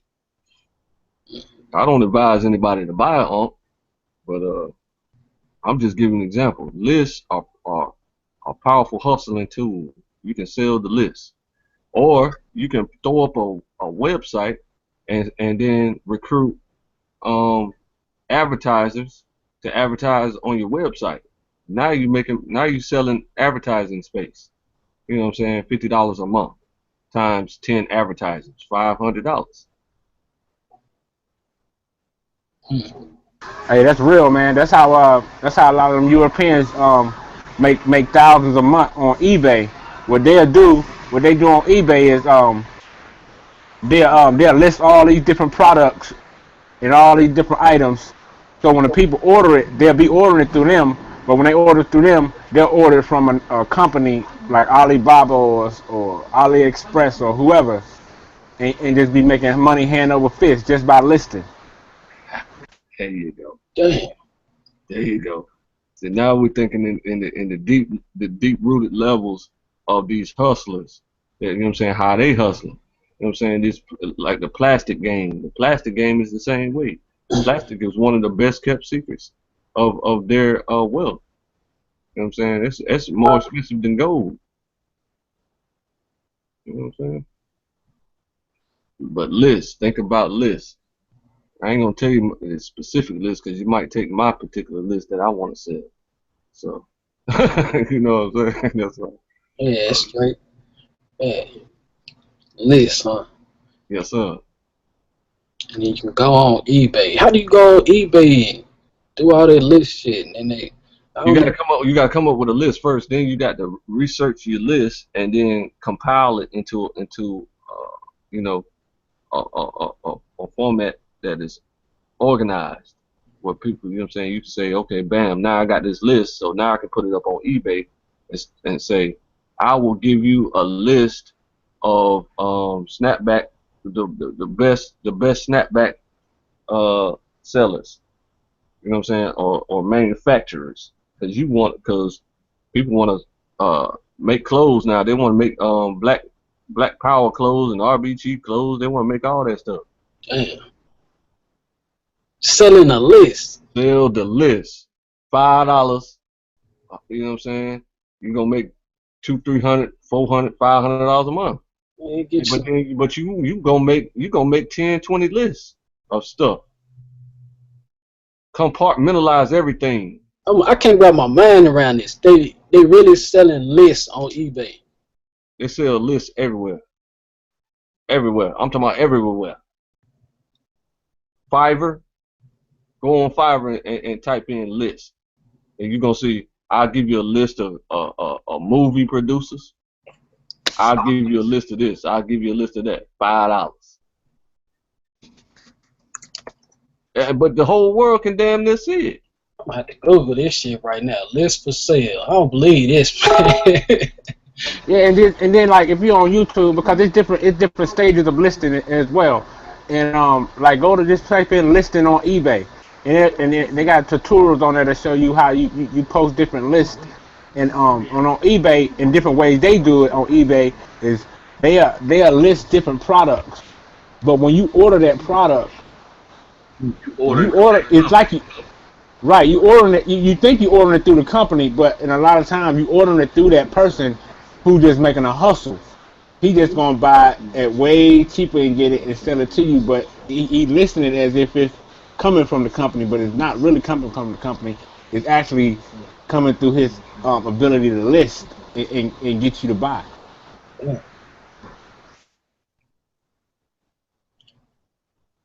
That's easy money, cause what? As soon as you put the list up, you don't gotta do nothing else, do you? Wait on people to buy it. Yeah, you just gotta wait it out. Damn. Hey, like when you hold on, but check this out. When you do something like that, you put it up on eBay. Do you have to like pay like monthly installments or something? Yeah, there is a fee on eBay for listing just listing anything when you become a seller. They do got some type of monthly, depending on how much stuff you list. That's how much your monthly eBay, because eBay, you gotta remember, eBay is like you gotta look at it as if you got a storefront, because that's basically what eBay is. It's a storefront where you listing all these different items because you're a store. But instead of just sitting outside with somebody rolling by on the street, somebody all across the world in the U.S. they rolling past your store front on eBay. You know what I'm saying? So it's basically just like that. You gotta look at it like that. So whatever you put up there, and however you list it and put it, it's gonna gravitate more attention, and you can get more sales. But at the end of the day, it all depends on how much stuff you put up. They'll determine your monthly fee or what you gonna have to pay on there while being on there. Yeah, and how much the stuff costs too. So now, when you go back to these tax liens, right? Say you find a good tax lien like the one I showed, the dude owed $2,600 in taxes. Bam, but his house was worth $190,000. Okay, now you know damn well 90% of them gonna get foreclosed on. So now there are people out here who want to buy that house. There's people out here who want to know about that before it happens. Mm-hmm. So you can actually sell one tax lien for $100. So you got access to 3,800 of them. I just showed you how to look at 3,800 of them in a 300,000 population town, small town. In a normal city, there should be damn near 10,000 pages. Probably about 1,000 pages, and then about 10,000 delinquent taxes. You know what I'm saying? Then you find something that somebody like. You know what I'm saying? And anything real estate related, you present it to me, and I'll tell you what to do with it. But when it comes to this tax lien, if the one I showed, that the guy owes $2,600, you paid the $2,600 at the county. Now you have the tax lien, and you get a tax lien certificate. There are people out here that want to deal with that property before it forecloses, so they can be the first one to buy the property at 50,000. 50,000, 60,000, so they can resell it for 190,000. So they think that information is very valuable. So sometimes they'll give you $200, $300 for one tax lien. But then, what are some of the pitfalls in getting involved with tax lien? Like you telling us like all the stuff how it works, but like what are the things you gotta look out for though? Like what could cause you to like, lose money dealing with tax lien? What can cause you to lose money? Well, it takes a certain amount of money to even start dealing with tax liens. So I wouldn't recommend that for somebody that is on the survival hustling stage. You know what I'm saying? Right. So it's a long-term investment, but you can't lose money with it. Because once you pay it off, one of those three entities, the homeowner, the county, or the bank, has to pay the taxes on it, or the next owner of the property. Okay. So it's no way that you would end up being the owner with that tax lien, though. Yeah, you can. If you know what I'm saying. If you just want to foreclose on the property, you can. Okay. But you wouldn't have to. You wouldn't have to become the owner. No, you don't have to. You can just wait for the city to pay it out for you. The bank is gonna foreclose first because the tax lien is already paid. Right. So the bank is gonna own the property in the future, and they have to pay the taxes. But sometimes they don't pay it. It's rare, but sometimes they don't pay it. So they put a lien. They let the future buyer know that there's a tax lien on the property, and they don't like to do that because it makes the property less attractive. Mm-hmm. So another buyer coming in and they're gonna say, does it have any liens on this property? And if it does, then they're gonna say, oh, well, I don't got time to deal with this property. Let me go on to the next one. So they go ahead and pay off the taxes. The bank always goes, the majority of the time they go ahead and pay the taxes. Okay.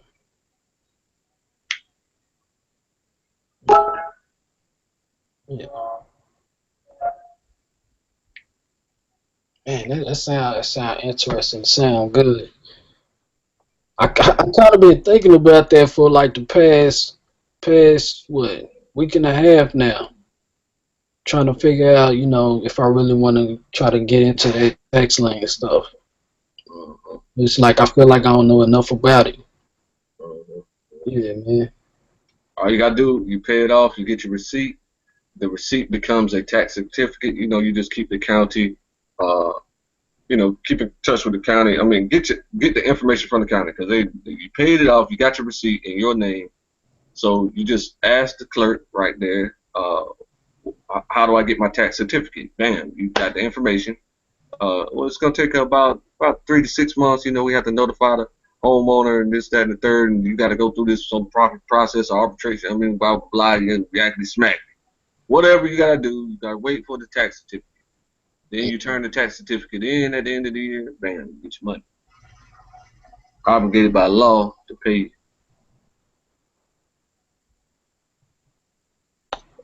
you. Cool. They don't pay you, you can sue things, and then that's a super problem, because you can sue, like say Time Warner, for example, tried to hit me up, talking about I want $700. Mm-hmm. Okay, so that boy, what's that man name? He's one of the most doing the most work for the Moors. Got that fuzzy hair. He got the Taj Tariq Bey? Taj. So I was watching him about 5-6 years ago and learned all that processing of doing the paperwork properly and all that stuff, and following up with it, and holding people accountable on your own. So I mastered that joker. Time Warner tried to talk about $700. Man, I said I hit him with that paperwork that Taj talking about. I'm gonna have to assume this is fraud in the paperwork. You have to mention the word fraud in the paperwork, and then tell them about the CUSIP numbers, and this CUCIRP. Tell them about all that. Tell them about this, that, and the third. You gotta look up Taj Tariq Bey's information and study all that stuff. Get that paperwork right. Because when they try to hit you up with that, or with a debt that they never even loaned you any money ever in your life, so you don't owe them nothing technically. But they can still, if you don't pay it, they can still withdraw their services from you. Say, okay, you don't want to pay us, then we'll just withdraw the services. So, you know what I'm saying? I didn't owe them the money in the first place, so they withdrew the services. I hit them with the paperwork, and they had to adjust their lie down to zero. I couldn't make money off of it, but they had to adjust it down to zero. Then they tried to hit me again. So now I know something more than that Taj Tariq stuff. You know what I'm saying? I know the maxims of law. Okay, so now the maxims of law tell you that you cannot work. A company out here in the world cannot put you under debt to where you must work your job in order to pay pay them. So this is called some type of forced labor situation, and Maxims of law covers that, and you can charge them $10,000 per offense. What are the offenses? Every single time they contact you by the phone is an offense. You know what I'm saying? Every single time they send you a bill in the mail is an offense.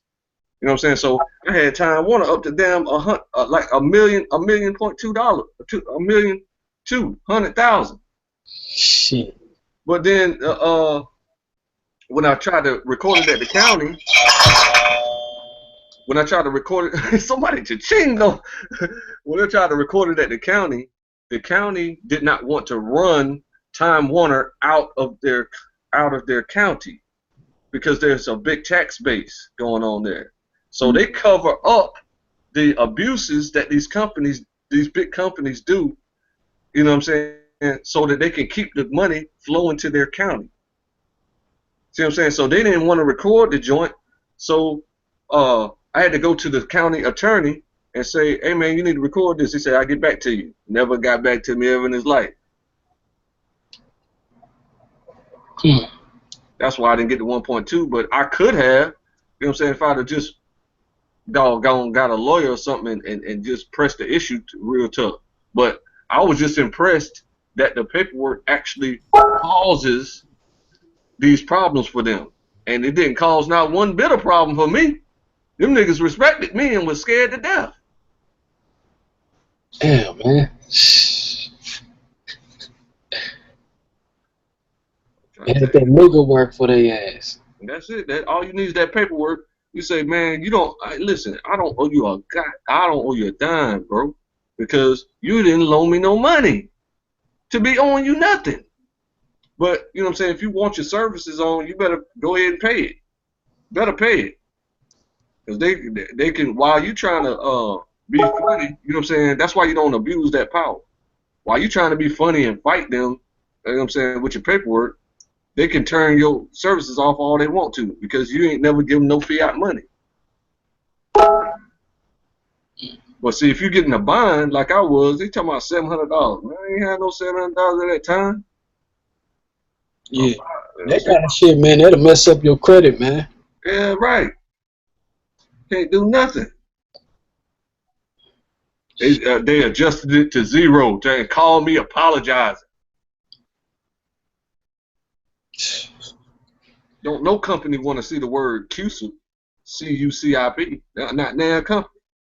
So you tell them to produce the paperwork that says I owe you some money and provide the CUCIP numbers. If you can't do it, I'm gonna have to assume this is fraud.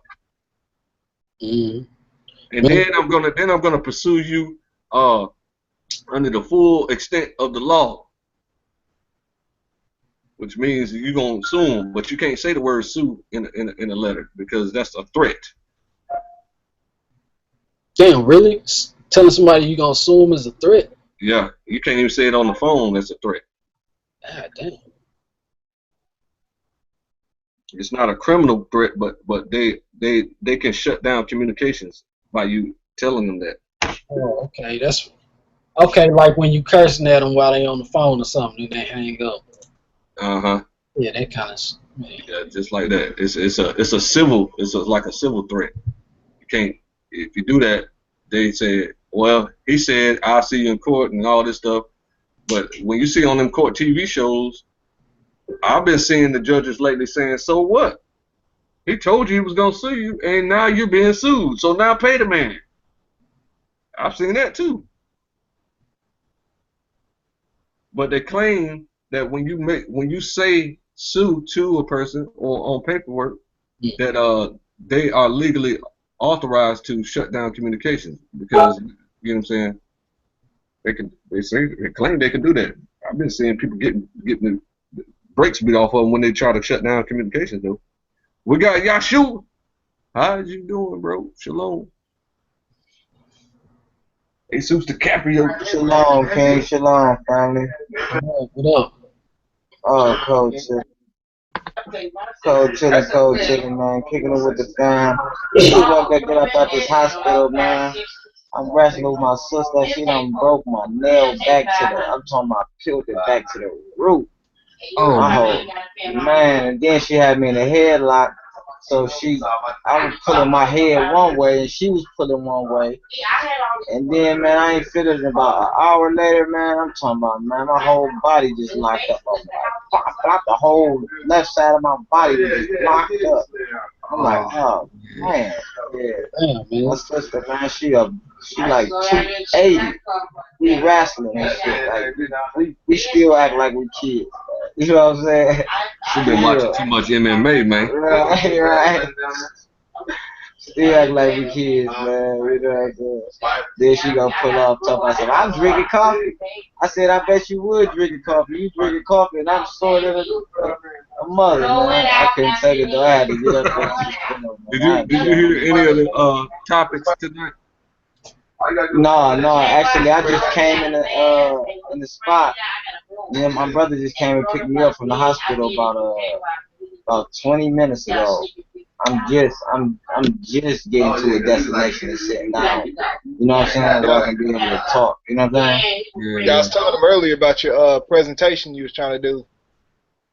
Oh yeah, man. I'm gonna have to do it probably tomorrow or something like that. I'll probably do it when you know what I'm saying? Give me some rest and wake up and recoup or something like that. So I gotta be up tonight and shit. I gotta move around the city a little bit with my brother tonight. But tomorrow I'm gonna probably go to sleep at I'm gonna turn in probably about 2. And tomorrow sleep all the way until about 11:30, 12 o'clock. Get up, do my normal. My presentation probably be around 9 tomorrow. Hopefully I can. Okay. Well, just kick back and listen. I was gonna ask you to weigh in, but you need to recruit. You know what I'm saying? Yeah, I ain't even. I'm just not getting in. Though. I ain't hear none of it. I just hit the brother. Ain't no up and back on the side. I asked him, check it to see how he's doing, but I ain't hear none of the discussion. So yeah. All right.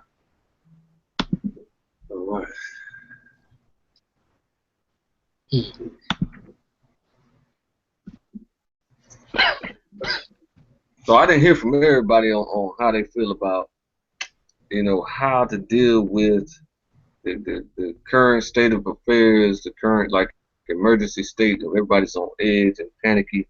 You know what I mean? How we should proceed, and as far as the unity doctrine, because we unity doctrinarians over here. You know what I'm saying? That means to unify with anybody that's willing to promote a goal. And our goal is to have elections. That's the main goal. And these elections demand the military to defend our process of having elections. It demands the military to defend our commercial interests that just about everybody's trying to build, and hospitals and everything, schools and everything else. So the military comes with the nation automatically. So now, you know what I'm saying, geeky knowledge shouldn't prevent that from happening. You know what I'm saying? So I think who did I want to Lion Bear, you got time to weigh in on it? Yeah, man. We talked about this a little bit a couple of days ago, and I told you how I feel about it. Starts with the individual. Stop being about money and be more about resources. So use your Federal Reserve notes, use your digits in the bank account to create actual resources, whether it be gold, silver, copper, whatever you can, stack up in that matter. Land, only if it's a little piece. I know it sounds crazy because, some people don't have it like that. But if you can put something away to try to attain an actual resource, then do it. People can be a resource. It don't always have to be something, attached to money. It could be people. So be connected with people. If you're able to get another wife, get another wife. If you're able to get another one, get another one. Those are resources that you can use. Now, moving on past that, everything else y'all talk about, or we talk about, I don't think we're mature enough yet to even put that together under these current circumstances that we're in. So like you talk about military, you talk about elections, I don't think we're mature enough for that.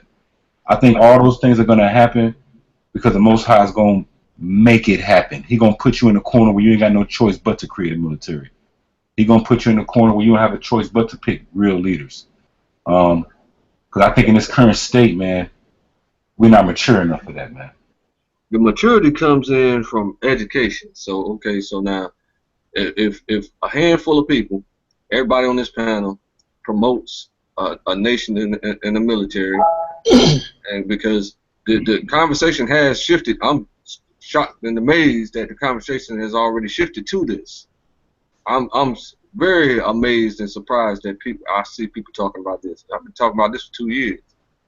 So now, when you take a handful of people and you promote this, and it becomes like your #1 priority, for example, like for 6 years, abortion was my #1 priority, which causes 1.5 million deaths a year in the United States. Okay, so now everybody's on edge to join a civil war based off the deaths, 1,000 per year deaths by the police. So you're being swayed, and you're being.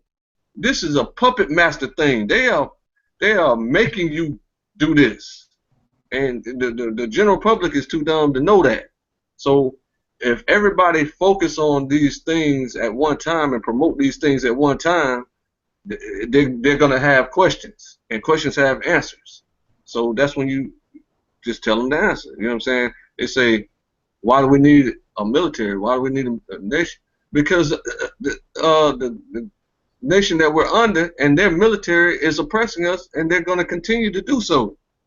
Yep. They're going to back up the police in their civil war. Guaranteed. That's why you think Homeland Security done bought a billion rounds of ammunition and all that stuff. They're ready for y'all to go out there and hit them streets. You know what I'm saying? They don't mind you going around, walking around looking stupid, because they got 100, 200 police officers on bicycles ready to kill you if you try anything. Yeah. And it's like they got a certain comfort level with black folks in specifically, right? They got a certain comfort level of where they want you to be at in society. And anytime you start amassing or attempt to amass a certain amount of power, they're gonna do what they can to knock you down. So yeah, I agree with you on that. You're gonna need something to protect that. You're gonna need a military force of some level to protect whatever it is that you build. Yeah, but my point is, I don't think the military is gonna be formed by your will, by our will. I think the military is gonna be formed because things are gonna be so bad that it's just gonna be a natural thing. It's just gonna happen. Like, you're not gonna have to talk about it 8 months before it happened. The Most High gonna put you in a position, us in a position as a people, where you're forced to fight. Can you give me an example of that in history? In Egypt, they had to get up out of there, man. In Egypt, they were already unified in their own city. They had their own state. You know how I feel about Egypt. So, like I said, they already had their own state, and it was already gangster anyway. So what I'm saying is, they came up out of Goshen armed, right? We're gonna have to come up out of here armed. It's just gonna happen. The Most High gonna demonstrate to us through physical things on this earth that you have to get your stuff together. It's just the way it's going. I mean, I don't think it's gonna happen through us selecting anything prior to that time. It's just gonna happen, man. It's gonna be so bad out here, like literally real bad, where you're gonna band together. All right, now Let me ask you. My paradigm is that you got to recruit. All right, so but people like, hold on, bro. Man, I ain't saying nothing for 4 hours, man, and then you told me to hold on. But all right, I ain't gonna cut you off. I'm gonna say something right quick. All right, let's go back to the American Civil War. Okay, when the American Civil War happened, the Union already had a military. The South was kind of like it wasn't organized like that. So they had recruitment drives in every county, every state in the Confederacy for years. You know what I'm saying? And then they still had to recruit other people while they were getting murdered on the battlefield. You know what I'm saying? So that's all. Recruitment is an automatic thing. So it's not like, for example, what I'm trying to say is, if people go crazy enough for a nationwide hit the streets to riot, it's going to turn into a war.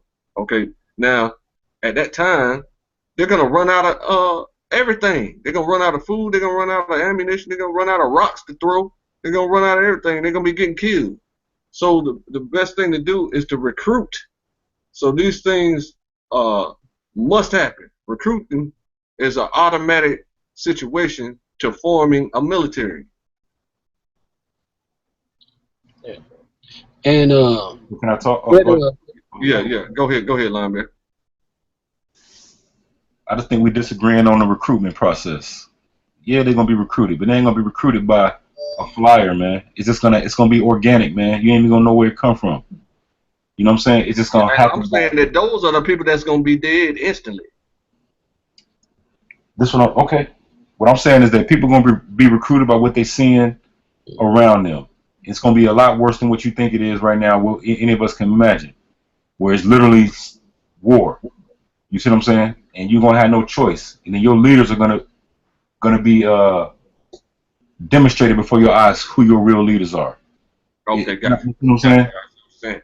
Whooping ass and organizing stuff. Whooping ass or just with their wisdom, it's gonna be demonstrated on the battlefield, and that person will become famous. Those people will become famous the same way David became famous. You see what I'm saying? Same way Joshua became famous because he was able to demonstrate these things. You see what I'm saying? Mm-hmm. Joshua was fighting wars before they took the land of Canaan. You know what I'm saying? Not just in this translation. My fault. Go ahead. So yeah, that's just how I see it, man. We be recruited, but it's not gonna be by a flyer. This is gonna be by the spirit. This is gonna happen, man. That's just how I see it happening, man. Because I think if we try to do it any other kind of way, man, things like that seem to get infiltrated. You know what I'm saying? When you try to literally go out and have one guy appointed leader, then he goes bad, and everything else fall under it. One guy? No. That's not my vision of the platform at all, or the nation at all. Yeah, I'm not. I'm not attacking your doctrine. I'm, you know what I'm saying? I'm just speaking in general. So yeah, I'm not attacking your doctrine. I'm just saying in general, I don't think it's gonna happen like that. I got you. But what I was about to clarify there is that there's no governing system on earth, not even a tiny school, not even a preschool that has just one leader. There's one head that allocates the duties and stuff like that. You know what I'm saying? What's the word I'm looking for? But he tells, he puts other people in place up under him or her. You see what I'm saying? And then now you got the little governing body for your preschool in order to teach the students. So that's how all things work on that level. I just wanted to clarify that point. I think the bro wanted to say something. Go ahead, man. yeah, it slipped my mind. But let's see. Stuff on how they gonna organize, come together, get a military, or whatever, because they've been forced into their position. Yeah, I got my train of thought back. Yeah. Man, I mean, it's kind of up in the air. I mean, I heard the conviction in your voice, but from what I've seen, right, it don't really seem like it's gonna go like that, man. It's like, how long? They're recruiting now. In every single instance. Listen. What I'm trying to tell you. Like, how long black folks been in America, and they, you try to act like there's a race war coming. It's always been a race war, and we've been dealing with this shit for I don't know how long since we've been in America. And it's like, when did black folks say, okay, we're going to overturn this government and we're going to push these people out? When did black folks say they was going to do that? They say that all the time. That's the retardedest thing you can possibly say, because okay, fine. They said they're going to say, they said I say no. When did they do that? It's been going on for so long. It's like, they can't do it. adjusting to the bullshit. They keep trying to find a comfort level in the middle of a pile of shit. How you gonna get comfortable in the middle of a pile of shit? But with your that's the nose wrong in way. it. And that's what I said. The brother hitting on what I said the other day. You know what I'm saying? It's two types of train of thought. Be comfortable some kind of way within this mess, or complete sovereignty and nationhood. I'm talking about separate land, literally warfare. The way that land is acquired is through warfare. Now I hear what you're saying, but when you deal with the masses, let's be honest.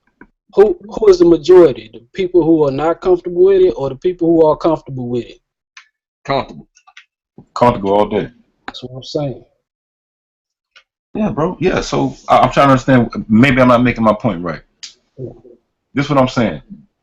That day gonna come, right? And when that day come, it's gonna come. It's not gonna come by a flyer or whatever the case may be. I mean, people gonna be aware and be conscious of what's going on. But it's that military and all these things that we talk about are gonna be formed just because you have no choice. You literally gonna have to do it for your survival. Like literally, like I don't drink water today if I don't have a military. I don't eat today if I don't get together with my brothers and fight. My kids might die tonight if I'm not together with these brothers. Like it ain't gonna be no, oh yeah, I'm mad about Trayvon Martin, but the game come on in an hour. You ain't gonna have that option, bro. Okay, now I do see a vision for one thing. I definitely do. But what I'm saying is, if my goal is too lofty, I'm trying to avoid that. I'm trying to prevent that from happening. Because once it gets to that level, then they're too disorganized to do anything properly. So you know, I want the conversation to change, where everybody's talking about we need a military in the nation. That's why you think the Black Panthers finally, after all these years, decided to move to the 5 southern states, southeastern states, in order to form their own nation. Yeah. I mean, strategically, that's smart if you move to the south, because you ain't gonna have no backup in Canada. If you gotta make a strategic retreat, regroup, gather more resources. It ain't gonna happen. It ain't gonna happen in Canada. And damn sure ain't gonna happen in the north. Mm-hmm. So you know what I'm saying? They've been talking about it a long time too, but nobody really listens to them because they don't make sense when they say that white people need to be exterminated. That doesn't make any sense to moderate people. It don't make sense to coons. It don't make sense. You know what I'm saying? It only makes sense to dumb people. You know what I'm saying? Because it's impossible for every white person on the face of the earth to be wicked. It's impossible.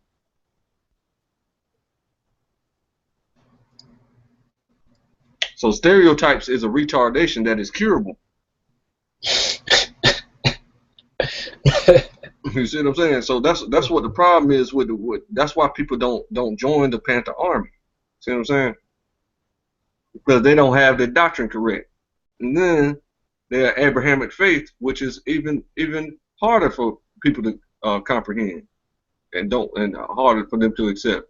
And it's impossible for Christians to accept the Islamic faith, because we already know that it's 100% filled with lies, and Muhammad murdered. It's impossible for Israelites to accept Islam, because we know that Muhammad got his numbers from conquering, and we don't count conquering as a legitimate means of acquiring property. So check this out, right? Even though they blame us for conquering Canaan, it's because that was our homeland in the first place. So let me ask you this question, man. It's gonna be kind of a statement question. So just because you hear the question, I don't want you to just try to cut me off and answer. All right. So a little while ago, y'all was showing something that the Navy had or whatever, where it shot through like 30 brick walls or something, right? Yeah. Some kind of laser missile thing. I don't know what the hell that was, right? And y'all talked about the nukes earlier on in Japan. what kind of military you think we're gonna form now or in the near future where we're gonna have that type of armament? You can buy that stuff, but the problem is, here's the situation. Hold on. So you're gonna buy that stuff where? You're gonna buy? Okay. Whoever sell it. Hold on. So you're gonna buy it, and where you gonna put it? Okay, so let me answer your question first, and then I'll try to answer that. All right. So it says, listen, here go everybody's problem. Everybody want to fight the United States government.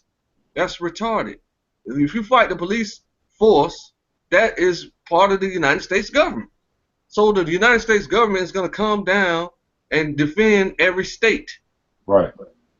So these people are retarded. You're supposed to be. That's why Black Lives Matter was developed and funded by George Soros to get people to divert their attention to the wrong enemy. You're supposed to be your attention is supposed to be diverted towards inwardly instead of outwardly. So you're supposed to be correcting everybody's behavior and becoming a nation with a leader, and who will, you know what I'm saying, and elect all the other leaders who are going to govern wherever you live at. Right. You see what I'm saying? So they got everybody focused on outward, and then going to try to haphazardly attack and randomly attack cops. This is going to cause the war, because what's going to happen is eventually some big name national person is going to die, and then every black person on earth is going to go insane, and then the white people been waiting on you to do it.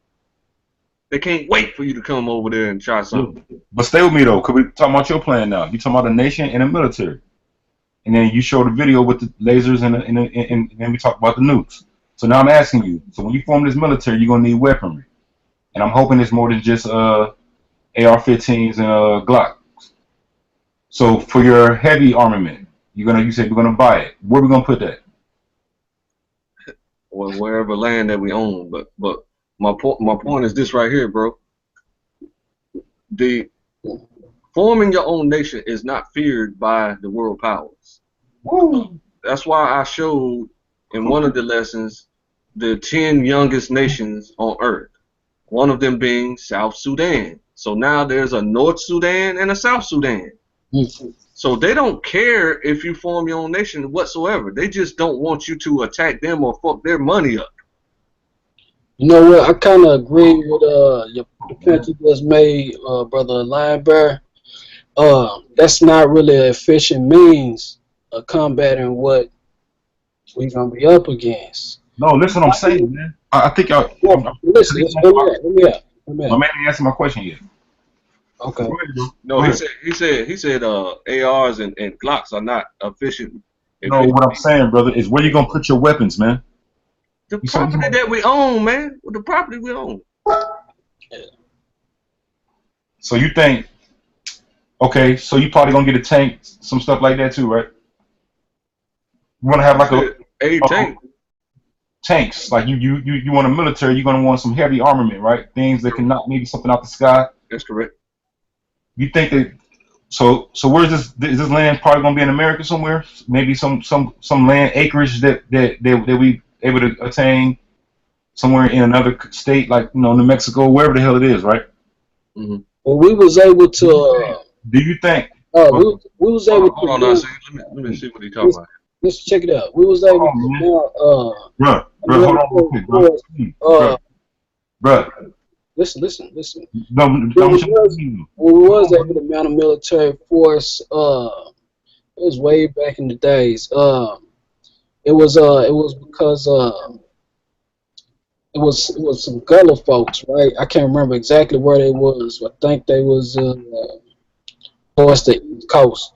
But yeah, they had mounted a force or whatever, and what they had was France was actually supplying them with means to with like guns and ammunition and certain stuff to keep the force going. So that brings us to like current day, like who do we have to support us if we do you know, taking to the arms with this warfare. Listen, I don't man. really, I don't really see us with any support from anybody like that right now today. My point is, when I said it doesn't seem efficient, is because when it goes back to it, like the main vital force of you know, defeating somebody in warfare is people. It don't matter. It don't matter. It don't matter how many guns you got, how many bullets you got. If you don't have the people to hold the guns and shoot the guns, them guns are useless. And so what you really need to be looking for is, instead of physical fighting and shooting and killing warfare, you need to be looking for mental warfare. That's what you need to be focused on. The Yeah. hearts and the minds. Yeah, man, we agree with that, bro. The spiritual fight, man. I think we all on board with that. Yeah. But back to what I'm saying, man. I'm talking about a specific point here, man. And I don't want to lose the point. Okay. All right. So now we got this land, bro. And now we are forming our military. And you said earlier tanks and things that can knock stuff out the sky. Mm. That's not a, you don't think that's going to be a threat there, Clay? That's a threat, bro. Hold on, threat to who? To the sovereignty of this place they call the United States of America. No. Hell no. Why would that be a threat? Huh? Excuse me? Why would that be a threat to them? You're stacking up heavy armament, right? And from where, let's say you did. But we done already put them on notice that we're a country, dude. We're not just doing it secretly behind their back. So you're gonna create a country and have land that you bought in the United States and call yourself a country and stack up arms. Okay. That's not gonna happen, bro. They will they go. threat. Listen to what I'm saying, bro. They're gonna. I understand your position, man. You know what I'm saying? So I don't want you to be undermining my message, because I think it can happen. I'm not undermining your message, bro. Right. So what I'm saying is, I understand that you don't think it's gonna happen. But what I'm saying is, the more people talk about it, the more it can happen. So you know what I'm saying? If you come here to try to get people to not talk about it and get scared, then that's gonna cause this to be like deflate all the air out of this balloon. I'm not deflating. I'm not saying that, man. You asked me. You brought it to me. You asked me a question about how I think it's gonna go down, or what my solution was to try to, and I told you that I don't think we're gonna have a choice when that day comes. I don't think it's gonna happen where we preemptively. I think the brother hit the nail on the head. I think we all agree. You got to be right in the right spirit right now, and when that day comes, you ain't gonna have no choice, man. I don't think there's no land that they're gonna, we're gonna be able to acquire and stack up arms on it. Okay, so just wait on that day. That's your solution. I told you before, man, about the resources and stuff like that. You know what I'm saying? Don't be all about just wait till the shit hits the fan. No, I mean, there's nothing about my message that even resembles that, man. So don't do that. You just said. You said we're not gonna have a choice. You said it's just gonna pop off. Everybody's gonna hit the streets, and then they're gonna amalgamate into a constructive, organized situation. Yes, I think the more and more people wake up, namely Israelites, it will be a problem around here. Okay, I'll say so. That's why I said everybody needs to be talking about this. We need to change the discussion. So tell people and say everybody needs to talk about forming the military. You don't need to say everybody needs to wait until the military organically forms. That's backwards. That's not backwards. That's what that's what I think is gonna happen, man. Okay, I understand what you think gonna happen, but I said that you should tell people to promote avoiding that, so that they don't get caught off guard. That's our whole duty, is to keep people from dying in fucking civil war, dude. Brother, but yeah, I'm trying to understand. What do you think I'm saying? Do you think I'm saying when the people start fighting? You said the people are too asleep to wake up to these realities in order to form a military by our own. I don't think we're mature enough. I don't think we're mature enough. Is what I said. Right. Right. Okay, I understand what you're saying. So what I'm telling you, you need to tell people to wake up and stop being immature. I do that. You're not doing it right now. You saying that? I'm not doing it right now, man. So is this a strategy to say that by insulting the sleep masses, that they're just automatically some of them are gonna wake up? because of your strategy to insult them? Oh, And saying man. they're too dumb to form their own military and Man, protect their own I think you're hearing what you want to hear right now, bro. No, I I'm don't asking. understand. I don't understand what's going on right now, man. My All- question is a question, my man. Questions have answers. You Yeah, said what something isn't, and I'm trying to get you to say what it is. And you said it is that we are the sleep masses are too immature to accept the message of forming your own military. I didn't say that. I said we as a people are too immature to do it, bro. And it's not talking about. And when I use the word mature, I'm not talking about in the sense of like a 10-year-old versus a 38-year-old man. I'm just saying I don't think we can see that far. I don't think that we can see that. I don't think that we're mature enough in our learning yet to understand. So is it a better I so think is we're it a gonna have better to do. strategy to not talk about it, or is it a We better said strategy? don't talk about it, man. We're talking about it right now. So what No, I'm I'm saying talking about is, this platform don't get no views. I'm talking about telling everybody to talk about it. Big time people. you talking about like LeBron James. Come talk about forming the military. Yep. Man, Because somebody said that earlier that we need to hold the big time people to the fire and hold them accountable and express these solutions. listen. Here's my thought on that, right? If you want to hold them to the fire, this is what you do right here, man. You shame their ass, right? So when what's that big boy named Jordan, the big ass dude that played for the Clippers, the boy was the big left hand 7'2" dude, uh, the boy who be dunking, the big tall cat, man, for the Clippers, the The Boston. light skinned guy. Blake Griffin. No, man, the boy that put You on the talking about dress. you talking about DeAndre? Yeah, DeAndre Jordan. When he put on a fucking dress, man, on State Farm commercials with a fucking blonde wig on his fucking head, you blow his punk ass Twitter account up, man. You blow his Facebook shit up, and you shame that motherfucking Negro for doing. I'm not trying. I'm getting upset because that pisses me off when I see them kind of commercials.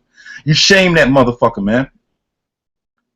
You know what I'm saying? And you shame his ass, and you blow his fucking Twitter account up. You blow his Instagram shit up to death. You just blow it up. That's how you reach out to these goddamn athletes, man, because they ain't gonna come up there talking about no war. But you shame them for that shameful shit that they put in front of our kids. That's the kind of message that I would send to them so-called high-esteemed people. When they step out of line, man, we punish them for that shit. Not physically, but you fuck with their head. All right, now going back to when black folks can't take it no more, and then they gonna make their military, right? I don't know if anybody's familiar with it, but the percentage of the population that we are, we ain't gonna be able to do this by our damn self if we do something. I don't believe none of that kind of talk, man. All right, do you know what the numbers are? You talking about numbers, bro. I'm talking about something greater than that, bro. It ain't got nothing to do with your numbers, man. I believe in the scripture, so, you know, I believe in that day I'll be able to chase 10 and do 10 on my own. Can you get 10? If you can get 10, I can get 10. We'll be all right. Maybe. Now, let's see. But you know the situation though, it's like who are you targeting? What are you? I don't understand who y'all targeting. I'm not targeting nobody. What I'm saying, listen, man. Like I told I mean, you, get 10 of who? So what I'm saying is when I'm you saying in that day, let's say a war break out where they are literally trying to kill you, bro. Mhm. Like literally, people are trying to kill the you. only way that'll happen is if you go out in the streets with your fist up talking about we shall overcome. And then you got a gun in your hand pointing at that police. They're gonna kill you. You're gonna have your own skirmish and you're gonna be dead right there on the spot. So what I'm saying is when you're forming your own nation, these people of power ain't gonna fuck with you. It's only gonna be the rogue people that have infiltrated their governments who coming in acting crazy, and you can hold them accountable and you can kill them because they're not supposed to be disrupting your self-determination process, your process of self-determination. Nobody on earth has the right to disrupt your self-determination process. So all world powers aid that effort. They give you resources, vast resources to help you develop these things. But then there are the racist people everywhere that come in to try to disrupt. These are the people that you're gonna kill, but they're gonna invade you. They haven't invaded the Native Americans yet. They're a nation. But They they don't haven't have. invaded They the ain't got Nation no of Islam. weapons, bro. They ain't trying to stack up no tanks. Man, they have their own. They have guns. They have weapons. Man, they got nothing, bro. Give me a They break. got casinos. Yeah, they got casinos. They got plenty of money. No tanks or nothing, man. They ain't trying to come up with nothing like that, man. Come on, man. Let's keep Well, it real. they don't need tanks. Texas Are we keeping it real, man? Or what? militia with tanks. Texas got their own state militia with tanks. I mean, you can get a tank, but how you gonna fuel it? Where you gonna get the ammunition? Are you actually producing it? Are you going into the earth and getting the compounds out to create the gunpowder and all this stuff?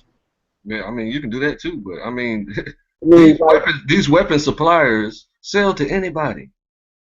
this shit sound crazy, man. It's like you can't win with magic. Magic ain't you can't win with magic. You gotta be able to think this shit out. If you ain't thought about it, you just up and hoorah and saying, yeah, we can do it. That's not gonna get it, man. Oh man. You have to go. All right, no problem. I mean, I already realized it's gonna take 10, 20 years to get people to realize that you're gonna need a military in order to survive. On Dude, top of somebody that, keep saying that for man. Hold on, Clay. Could you keep saying that, man? Listen, man. Not once did I ever say. Yeah. Did I ever say we're not gonna need a military or military not gonna be formed? I didn't say that, bro.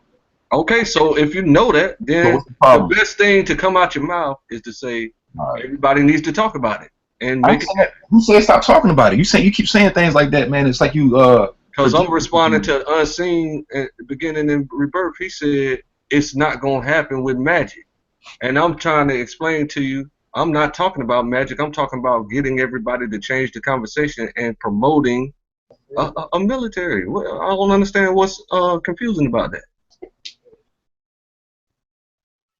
ain't nothing confusing about that. I agree with that. We need some form of protection of our own to protect us, for us, by us. I am not against that at all. Okay, so that's what I'm saying. We have to promote it in order for it to happen. But in order to do that, we got to look at the details that'll make that happen. We can't just say we're gonna do it. Right, but then when you're promoting, I mean, I have the answers that you're asking, answers to the questions that you're asking. But when you promote these things, you recruit expertise that can tweak your plan to a more viable plan. And the point is not to get these things in order to invade or overthrow the government. That's pure death, a death wish. So it's the government gonna overthrow itself. That's what I'm trying to say. Everything gonna be overthrown through an outside force, man, that we really ain't got no control over. Whether it be another nation, the Most High using another nation, whether it be something where the white people start fighting each other, then they turn on us. It's gonna be something like that. That's what I'm saying. The government gonna overthrow itself. We don't have to overthrow nothing. That's what I'm saying. So get yourself right spiritually. Try to think resource minded is what I'm saying. You know what I'm saying? Do some damn push-ups, which you are totally against. No. I've been doing push-ups. You missed it. All right. You know what I'm saying? Get your mind, body, and your spirit right. Making sure you're walking in the right spirit, and it's gonna fall on its own. You ain't even gotta blow hard. You know what I'm saying? But when that day comes, when it do fall, it's gonna be chaos. Ain't gonna be no police, no 911. So in that case, we're gonna band together like brothers, man. It's just gonna happen organically. It's not gonna take a flyer. You're gonna go to where, you know what I'm saying, your people. He gonna gather us that way. And then that's when we execute the judgment. But ain't nothing we gonna have to do. I ain't talking about getting no tanks or going out to the streets and shooting taking down the government. You know what I'm saying? That ain't how it's gonna work, bro. No, I know that. I'm just making that. I know you don't think that. I'm just making that clear for the audience. You know what I'm saying? Because to make sure that they know, because I'm trying to push a particular message that everybody's on edge to join a civil war based on a staged a staged propaganda machine called Black Lives Matter that is purposely keeping people on edge to join the civil war based on the police killing 1,000 people, 1,000 black people a year. But that's not the numbers that's really killing our people. But see, The largest number that's killing our people is abortion. So a lot of that stuff that you talk about, brother, and I do agree with what you're saying about how they're trying to stage something. I totally agree with that. But see, a lot of that anger is coming from us, but it's not coming from that. That's not to make you mad, to make us mad, to make quote unquote black people mad. That is to make white people mad at us. They're trying to feel an anger in the white people towards us, a further hatred, a further disdain. You know, look at these black lives, and that. They're trying to make them mad at us. So then when it's time to go to war with us, they got a reason to be mad, bro. yeah, I agree 100%.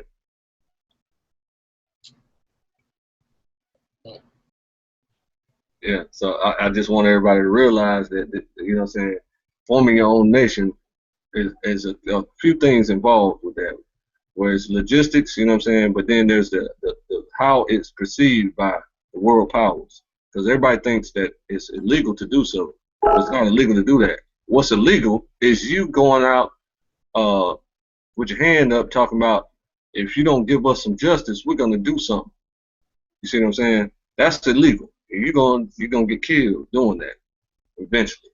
You see what I'm saying? So as you form your own nation, there's gonna be the racist people like they did Tulsa, Oklahoma, and invaded that little town, and they killed damn near everybody there.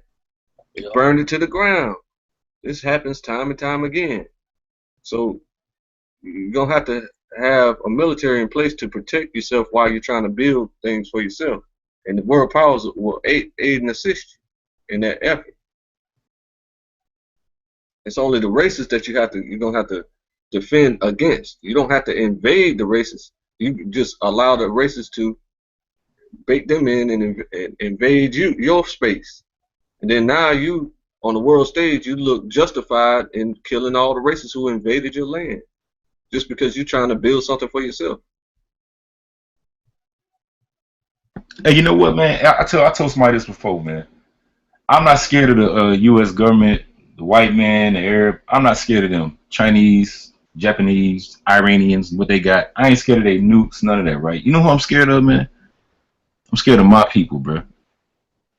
I'm scared of my people. I'm scared of if I stand up, right, and try to get something going, for real, like, hey, we're going to get together, we're going to build this and build that, get military, then one of my people going to fucking stab me in the back and kill me, bro. I'm scared of us, bro. I'm scared of us. Just through the scriptures alone, man, I know we the most powerful thing, man. So when a brother got his heart set to destroy you, he will. You know what I'm saying? I'm scared of us, bro. I'll be all riled up and hyped up and screaming and yelling. I got 10,000 people behind me yelling and screaming. I'll be the first one. I run out there, and turn around. Everybody gone because the football game just kicked off. Man. And that goes back to when I was talking about with mental warfare, man. Mental warfare is going to be our most efficient means of dealing with the issues that's going on. Like I said, you got to get the hearts and the minds. If motherfuckers is worried about football, they ain't worried about shit else. Yeah. Now, see, from our paradigm, right, whenever you purposely do something well for the Heavenly Father that promotes the main thing the Heavenly Father wants us to do is to look out for his people, okay? So this is our paradigm. He wants us to look out for his people, and this pleases the Heavenly Father. Okay, now, when you do these things, you are shown what we call favor. Things move into place. People are become sympathetic to your cause, and it makes everything flow like water. You know what I'm saying? More efficiently, because you got everybody sympathizing with what you're trying to do. See what I'm saying? So, but when you talk about like Black Lives Matter situation, right? The three lesbos that started that don't even have demands. They want whatever they want. I can't even remember what it is because they don't never coherently explain it. But the people underneath that whole situation, that whole umbrella, know for a fact that they need the military, which is headed by the Panthers mostly, and the Fruits of Islam. So they know good and well this is what you need in order to do anything. You know what I'm saying? So they're eventually gonna wash out because their name has been smeared to the gutter already. You know what I'm saying? So their whole situation is gonna come to a abrupt end. You know what I mean? So now, when you do it the right way, when you do everything the right way, and you're being progressive and elevating your people, right, and defending them at the same time, and recruiting more for defense, and keep doing that back and forth and synergizing your economics with your defense, you're shown favor because people are sympathetic to your cause, and you continue to grow until you become a mature nation. Once you become a mature nation, then you can request the funds to develop your nation, and they don't have a problem doing this for nations, for real nations that have a government, and the government demands a military.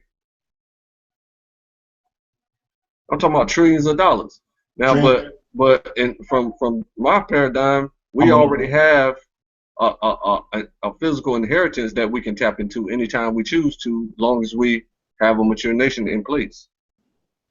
So I'm gonna need you to maybe not elaborate on this, right now, you know what I'm saying, but one of these days, on this nation you're talking about, which I don't have no problem with the nation part, but when you start talking about military and other nations helping us out, I'm trying to understand why you think this government or any, what I'm saying, is going to let you set up arms like that, heavy arms, in their land, man, without perceiving that as a threat. That's a threat, bro. I don't know if you understand what the threat, how militaries look at threats and things of that nature, man. That's a threat, bro. You say it's a threat to the bordered land that we're in, right? It's absolutely, man. It's one thing for you to go to the UN and get you a card and say I'm an Israelite, or to, you know what I'm saying, maybe even buy some acreage up and have a little compound where you running the things your way. That's cool. But we start talking about rolling up tanks and having big ass armories. Okay, and so all right, explain. Start getting nervous. You can't start getting nervous, man, and they want to do something about it. Okay, explain this to me. Why are the Chinese permitted to have free trade zones all over the U.S. and damn near every state in the U.S. with their tanks and planes? Why is that not a threat to them? The Chinese have tanks in America? Huh? Yeah. I don't know nothing about that. Free trade zones. What you mean with the trade zone? I know Japan has a Air Force group in Fort Fort Bliss right now, but it's nothing significant though, man. I've seen them come in the dining facility, man. It's probably like 20, 40, maybe 40 at most of them. It's not like it's not a huge force. It's just, don't get joint training confused with I'm acting sovereign in your particular nation, bro. That's joint training, man. That happens all the time. Don't get that confused with I'm a sovereign nation. I have land carved out, and now I got tanks. That's two different things, man. That's two different things, bro. They will look at that as a threat. That's all I'm telling you. They're gonna train ISIS and okay. Taliban too, man. Right. Wasn't that joint training? Hold on. You said what? You said what? Wasn't the Taliban and Al Qaeda and all them joint training too, though? Joint training where? I don't know what you're talking about, man. see, Okay, check out the police force that we tried to set up after we went into Afghanistan and Iraq, right? And we started setting up the police force, and then now all of a sudden we got ISIS. Wasn't that joint training? And the Taliban coming over here training, wasn't that joint training too? Yeah. Okay, so now what? Yeah, okay, I get your point. But what's your point, though? But I get your point. That I mean, I don't know, man. I just think that anybody that you like, how you just said, like when he mentioned Japan, anybody that's supposedly joint training is going to be is not a threat to the American government, but it's a threat to the American public. What I'm saying is that when them guys come over here and get training, they send them back to their country. What I'm saying, he talking about two different things, man. They're not talking about setting up a Taliban nation in New Mexico. That's what I'm trying to say, man. Okay, so you're saying free trade zones are just locations to uh, allow their country's equipment to be there to joint train like a UN force. I'm not familiar with free trade zones and what the stipulations is on that, but I will say this: countries send other people from over here all the time to allies, quote unquote allies, to train and to learn certain things about how the U.S. government army do stuff, so they can take it back to their land. That's what I'm saying. Okay, when you study free trade zones, I need you to weigh back in on that, weigh in on that again. Are you saying in free trade zones where you're allowed to stack arms and weapons up in America? I mean, I don't know what they are. That's why I asked you, why do they allow their tanks and planes and stuff in every state in the United States? They're called free trade zones. You have to show me a video or something like that where you got, because I'm not familiar with that, bro. Okay. All right. So now, yeah. So now, okay. Hold on. Where was it? I just got a quick question. Like that, you said the China to get tanks and stuff, whatever, in the U.S. Like, where is that supposed to be at? They're called free trade zones. You know what I'm saying? Like where? Like They're in every state of the United States. I just said. in every state? Oh, okay. I didn't ever see nothing like that. Mm-hmm. I mean, it's public information. You just Google free trade zones, and it'll show you the whole list of everywhere that they are. And what really goes on basically? Like, what's a basic understanding of what goes on in a free trade zone?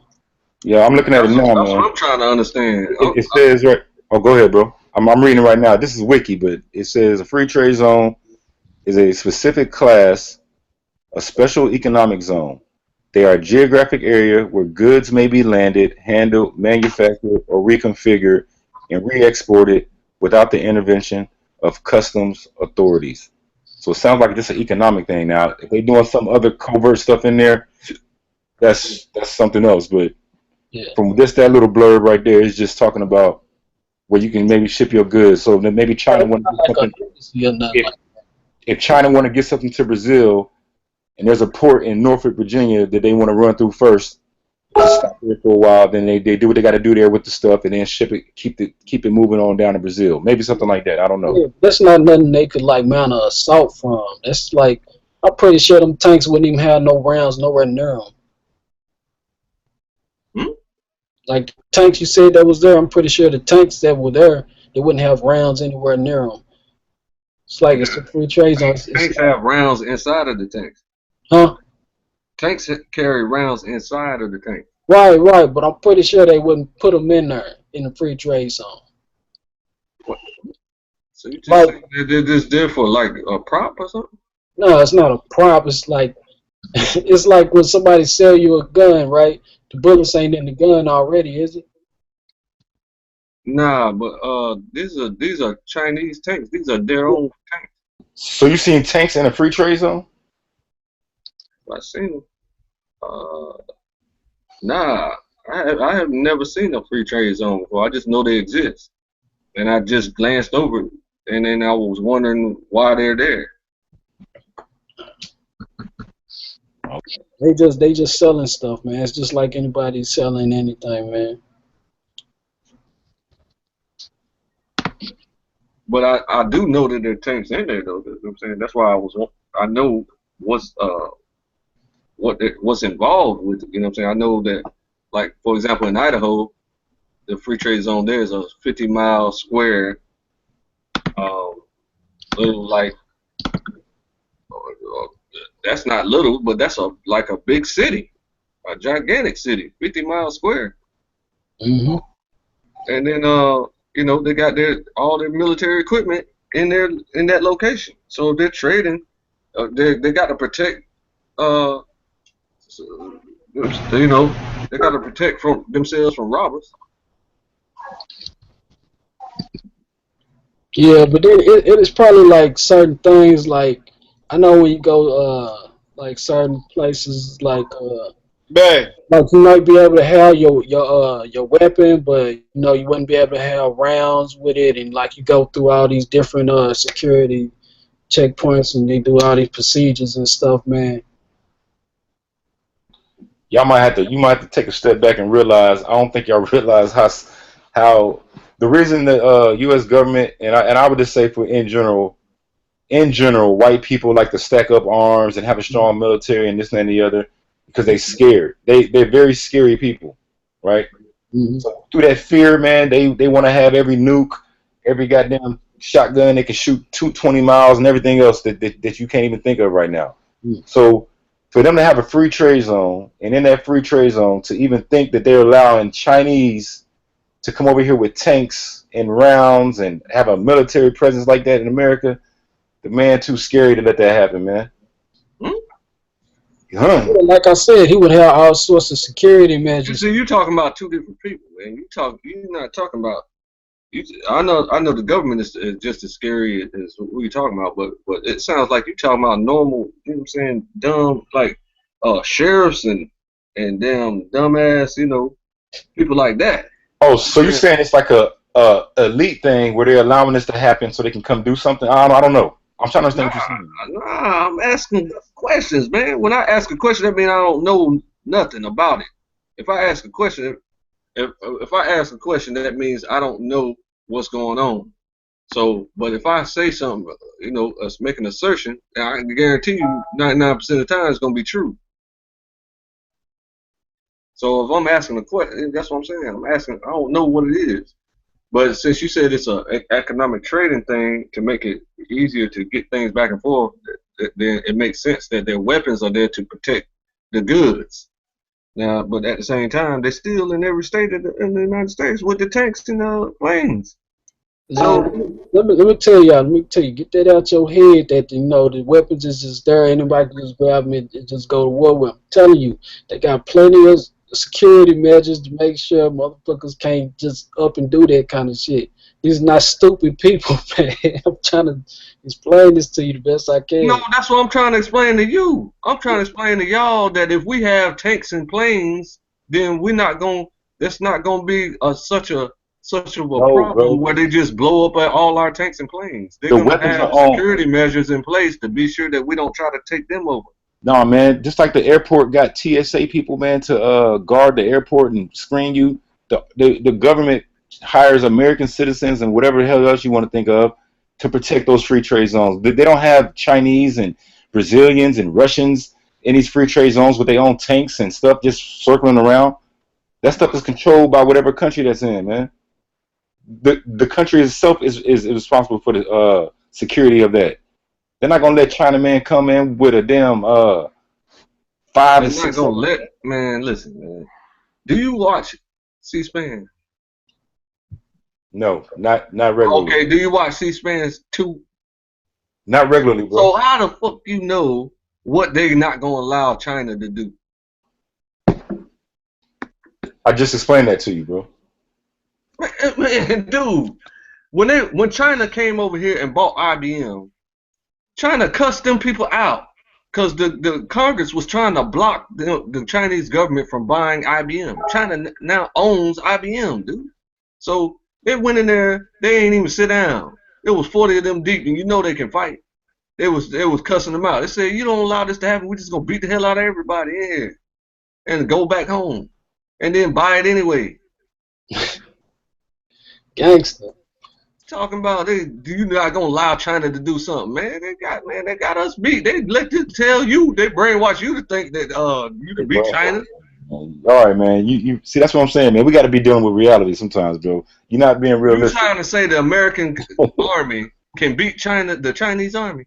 I ain't saying none of that. I'm saying Okay, so what are you talking about? what I'm talking about is, man, at the free trade zones, you don't have Chinese tanks. That's what I'm saying. That's what I'm How you saying. know? How you know they got them? Cause I know that's what's in there. I done already studied You it. just told me that you don't know nothing about the free trade zone. Dude, I You made said the you asking assertion. questions.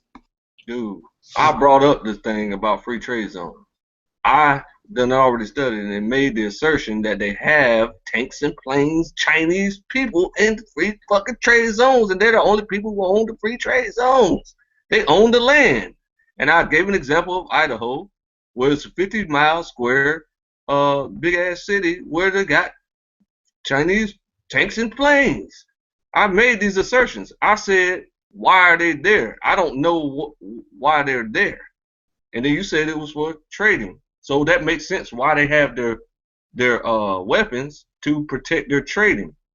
But then what I'm saying to you, just like y'all said, they're not gonna allow them to overthrow the government. Well, that's smart. Of course, I didn't say they were gonna overthrow the government.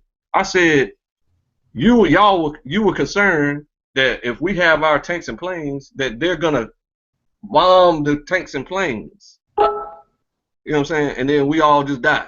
Well, I'm telling you that they're going to put security measures in place to be sure that they keep us in line and that we can own tanks and planes in our own locations. And nobody's going to bother us. Sounds pretty good.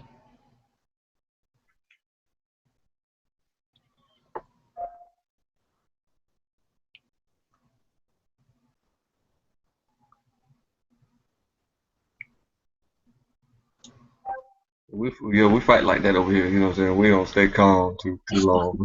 Hey, man, I'm gonna leave you alone in there. You know what I'm saying? Because we fight like that you know over what I'm here. saying. I respect we try to be professional, but yeah, I respect the hell out you, bro. But that shit you talking right now is way left, man. You know what I'm saying? And I'm trying to bring you back to that realism that you was talking about before. Ain't no Chinese. Ain't no Chinese fucking tanks in the free trade zone, man. Period, man. They ain't got no fucking just planes. found out about it 6.5 minutes ago. Cause that ain't how they roll, man. That ain't how they roll, man. You're not doing that shit, bro. Not in the heartland. In the heartland. What's the name of that old white man? In the heartland. You talking about in Idaho, potato land? Fucking Chinese people got tanks and goddamn F-16s, wherever the hell they equivalent is. You're just ready to go. Come on, bro. You ain't gotta believe me. All you gotta do is look it up. I'm looking it up, man. I'm looking up where I got quiet because I'm looking it up. Yeah, there you go. Look, get off of Wikipedia. Look up the real, actual free trade zone jokers. You know what I'm saying? Or go to Google Earth or something and type in free trade zone. Then go to Idaho and then zoom in on the tanks. See if you recognize any American tanks. Do something like that. I don't think it was up on Google Earth though, man. It might not. I don't know. I don't even fuck with Google Earth. I just, you know what I'm saying, just know that you can see shit on Google Earth. I don't think you can see military shit on Google Earth though. I mean, you can try, but I mean, they got Area 51 on Google Earth. If they got that on Google Earth, that's one of the most secretive damn bases in the world. Yeah, I'm gonna have to look this up. Area 51 on Google Earth. I'm actually looking Roswell, New Mexico. Yeah, they show that. You know what I'm saying? Type it. Go to Fort Bragg on Google Earth. Go look at everything. Every little building. Let me see. See if I can just put in Area 51. See if it pull up. They don't think people smart enough to do these things, and you know what I'm saying? But I mean, the point is that if you down doing everything the right way, instead of thinking you gangster and think you finna take something over, the New World Order powers are gonna help you do it. They ain't got no choice because it's ordained by the Heavenly Father for us to have our own nation. It's ordained. You see what I'm saying? So Satan must do everything we tell Satan to do. We're God and they're Satan. They got to do everything you tell them to do. It don't matter what you tell them to do. Now, are you familiar with what part of the city Area 51 is supposed to be in? No, not at all. Hey, what was you gonna say, Ratazar? Because you tried to come in for a quick second, bro. I saw you. Yeah, he sure did. You still there? Yeah, I was just gonna say, like, I think we underestimate the wickedness, the deception, the oh, I can't think of the right word, but you know what I mean. We underestimate their wickedness, man. They just like saying, how could somebody hijack a plane and blow up 2 towers? It's because everything is by design. If they got other nations tanks and they doing joint training like that Jade Helm 15, they getting ready to do something. That's what I think. You know what I mean? If it happens, they're gonna allow it because they call war games. They training for something. You know what I mean? Their junk ain't for nothing. So, all I could just say is these people know what they doing. If you underestimate them, you will be caught unawares. You know what I mean? You should take all things into consideration. And I agree with you, man. And that's what I was saying. I agree 100% with you. That's what I'm saying. I'm going to go on record right now and say they don't have Chinese tanks just circling around there for protection. They might be selling something to some other country there, but they're not doing it for their protection and this and that and the other. But even if they are, it all goes in line with what I was saying, in my opinion, how they do when they're going to attack us, man. Physically. I mean, they're not just going to invade every city in the United States just for the sake of invading. They're gonna bait you into a civil war, and you out in the street looking dumb. Especially if you throw a uniform on and everybody in the United States has on the uniform, then you definitely did. But if you're walking around with one little piece, shoot a gun, and 2 clips, I'm talking about you was a dead person. That's the zombie apocalypse that they're preparing for. Their training missions are called zombie apocalypse. You got all these dumb people finna go out in the street and just attack any white person they see. Then the white people gonna kill everything.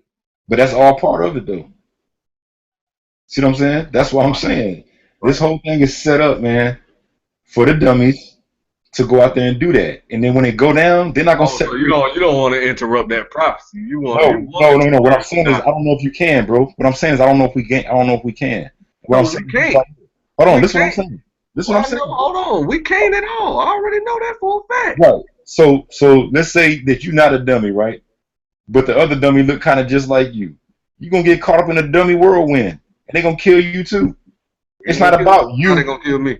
What I'm saying is, I'm just using that in general. What I'm saying is that you're not we're not individuals. So when the dummies go out there and trying to kill white people, they ain't got time to separate you from the other dummy. Get all of them. I'm not gonna be out and standing in front of them with other dummies. You could be in your house, man. Man, I'm gonna be in my house. You're right. I'm gonna be in my house, watching it on TV. Man, in my opinion, if shit do jump off, being in your house is the worst place you can be. Kidding me? They're gonna be rounding motherfuckers up. They know motherfuckers gonna be in their house. And then I'm gonna go to the roundup. I'm gonna go straight to the FEMA camp. I'm already prepared to be in prison for 10 years. But except for y'all don't realize that the Japanese internment camps and the German internment camps with the Jewishers was not no damn death camps. So y'all scared to go to the FEMA camps. It's just like going to the stadium over there in New Orleans at Hurricane Katrina. So we scared, bro. Like, why are you throwing out words like that on us, man? Not you. I'm talking about somebody that's unfamiliar with this platform. I got you. Man, you did say you would fight though. Yeah, hold on. Yeah, don't even try it, nigga. But that ain't fair, though. Me fighting, bro, is a sign of fear. No, you said you're not going to no FEMA camp. I'm not going to no FEMA camp, bro. Okay, so all right, so that is a sign of fear. That means you're scared to go to a FEMA camp. I look at going to a FEMA camp and saying, okay, just take me. I look at that as a sign of fear. So it depends on perspective, I guess. Hey, Yeah, you know what? I ain't scared to get locked up. Don't be afraid to have fear. Fear can be a good thing. That's right. Hey, look, ain't nobody gonna hold out their hand inside a flame of fire, cause what? You afraid to get burned, ain't you? Hmm. All right then. So stop acting like fear is a bad thing. And sometimes fear is a good thing. Fear keep you alive. Yeah, okay, but okay, here go your alive right here. You got two choices in in the Civil War. You either gonna fight in the Civil War Mhm. and die instantly, or you might survive for a couple months and die instantly, or you go to a FEMA camp with your feet kicked up, watching the Civil War on the news, or you could leave the country. What happened? So what's your choice? Or you can blow I your don't, own brains out. How you want to do it? We I don't just necessarily. disagree. Oh, go ahead, all right, Yeah, bro. yeah. I was gonna say I don't necessarily agree with that. I think the concentration camps are gonna be hardcore oppression. Like they're gonna be starving, they're gonna be torturing, they're gonna be trying to get you to snitch, they're gonna be trying to get you to take the chip in. You know what I mean? I don't think it's gonna be no nice cozy air conditioned, nice bed type thing. You know what I mean? It King ain't gonna Kong be nowhere tournament. near it. Yeah, King and Kong tournament. the I'm reason sorry. I think you believe that is because they treated the Jewish people so nice. Them are they people.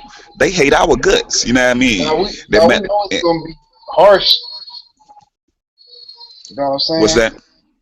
I think it's gonna be like shitty as hell. You know, me and you had that conversation. Uh, Yeah. maybe is the man gonna come down before or after? Are we gonna I sit in there and mean, starve to death? prison is shitty. So if it's not all cozy like I think it is, like it's gonna be in like how it was in the Japanese internment camps and the Jewish internment camps and stuff Oh, like that. If it's not gonna be like that, and the Syrian internment camps that they have over there in Syria and all these other internment camps all over the world where they're living in trailers, you know what I'm saying, mobile homes, got mobile home parks all over the place, just living. mm, They're just separating the non-combatants from the combatants. So if it's not gonna be like that, it's gonna be like prison. I'm still mentally prepared for that. I've been to prison before. yeah. I mean, I hope if that do happen, I hope it all work out for you. You know, in the prison camp, 'cause I ain't gonna be there. That's No right. problem. Y'all can fight in that civil war all you want. You gonna die. That's Man, that's man, that's you be like twisting shit. Y'all don't, man. He be that, twisting shit up, man. Just because I say I'm not going to no FEMA camp, don't mean I'm gonna go out in the streets and be in no civil war either. You ain't got to join the. They're gonna invade every neighborhood. What are you talking about? You ain't got no choice but to be in the civil war if you're not in the FEMA camp And or that goes not. right in Or line. not. That goes right in Who's line with what not? I'm saying, man. Why you think Jesse Ventura moved to Mexico, dude? Hey, that's gonna go right in line Why with you what I'm think saying. all the rich people moved to China and moved them all out of the United States? Why you think all the rich people moved to the Ozarks? I don't believe that them FEMA camp things that might be their plan, but I don't think that's gonna come to fruition, bro. What? Us them putting us in FEMA camps in them kind of numbers, bro. I think we're gonna win that fight. Like I explained earlier, you're gonna have no choice, and I think we'll win that fight with the right spirit. yeah. And I look at the I forget the law they passed, the NDAA, I think it was back when Bush passed it, and then Obama furthered it. Um, it said in there, they can take your food, they can take your vehicles, they can take any type of resource, including you, and put you in a work brigades, move you and ship you to different communities, and you know what I mean. That's not something I want to risk. You know what I mean. I would rather trust in the Most High that He will guide me and keep me safe, and when I'm trying to survive, instead of me going to the devil who I think is out to kill me, who is out to kill me, and saying, okay, He gonna show me mercy The because governments, the you know, governments are put in place by the Most High to be a scourge unto the wicked, not unto the righteous. I'm trying to tell you that. So you talking about the government itself is the devil. I mean, of course they're oppressive, and Satan runs every government. But what I'm saying is, the Most High put them in place for a particular reason to be a scourge unto the wicked. What's not understood about that? So I understand that. every example in history shows you that these internment camps are to separate the non-combatants from the combatants, and then they wipe out all the combatants, and then they release the non-combatants back into society, and not all the combatants are dead. They win Under every who? battle. But you're gonna be you still gonna be under their rules. You still won't have your nation. But what's gonna happen out of that? I mean, that's not what. The book That's say. what I'm saying. Get out of that. The book say it's gonna be worse for those who die. You know what I'm saying? It says it's gonna be hard for those who live, and it's gonna be worse for those who die. So after that didn't happen, then we're gonna come together as a nation. I mean, that's what I'm trying to avoid all that, but I mean, it's happening too fast. So brothers get together, start fighting, and they get wiped off the damn map, and everybody else go to a FEMA camp. The ones who didn't fight come out the FEMA camp, and them the ones that's gonna be the fighters in the real man. Please, He said, "Man, please." I'm saying if they didn't have the heart to fight, then they come outside after being locked up for 10 years in a FEMA camp and see everybody wiped off the face of the earth. He said, "Hard to fight." And now they ain't got nothing to do with no hard to fight. Hold on. Let's get the scripture out. Revelation chapter 2. Pull it up right quick. But see, you gotta I'm remember. just thinking about that too. You gotta go by the order of the Bible. Hold on.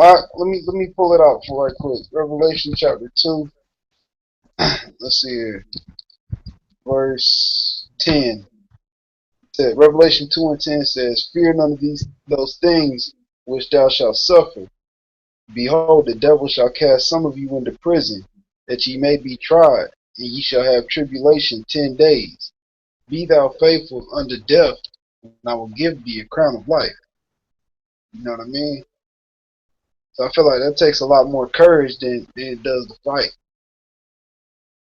Personally, because you know what I'm saying, we're supposed to wait upon the Most High. You know what I mean? Even when David went out and fought, but if you notice in the Psalms, he said, "I will wait on you." So he waited on the Most High. Oh man, no, bro. That wait ain't talking about waiting, man. Because he didn't wait on Goliath, man. He went and chopped his head off. So the waiting on the Most High, man, is talking about. He didn't wait on Goliath. He already had the Most High. What I'm saying, bro. What I'm saying is that waiting on the Most High, man, means he did it the way the Most High wanted him to do it.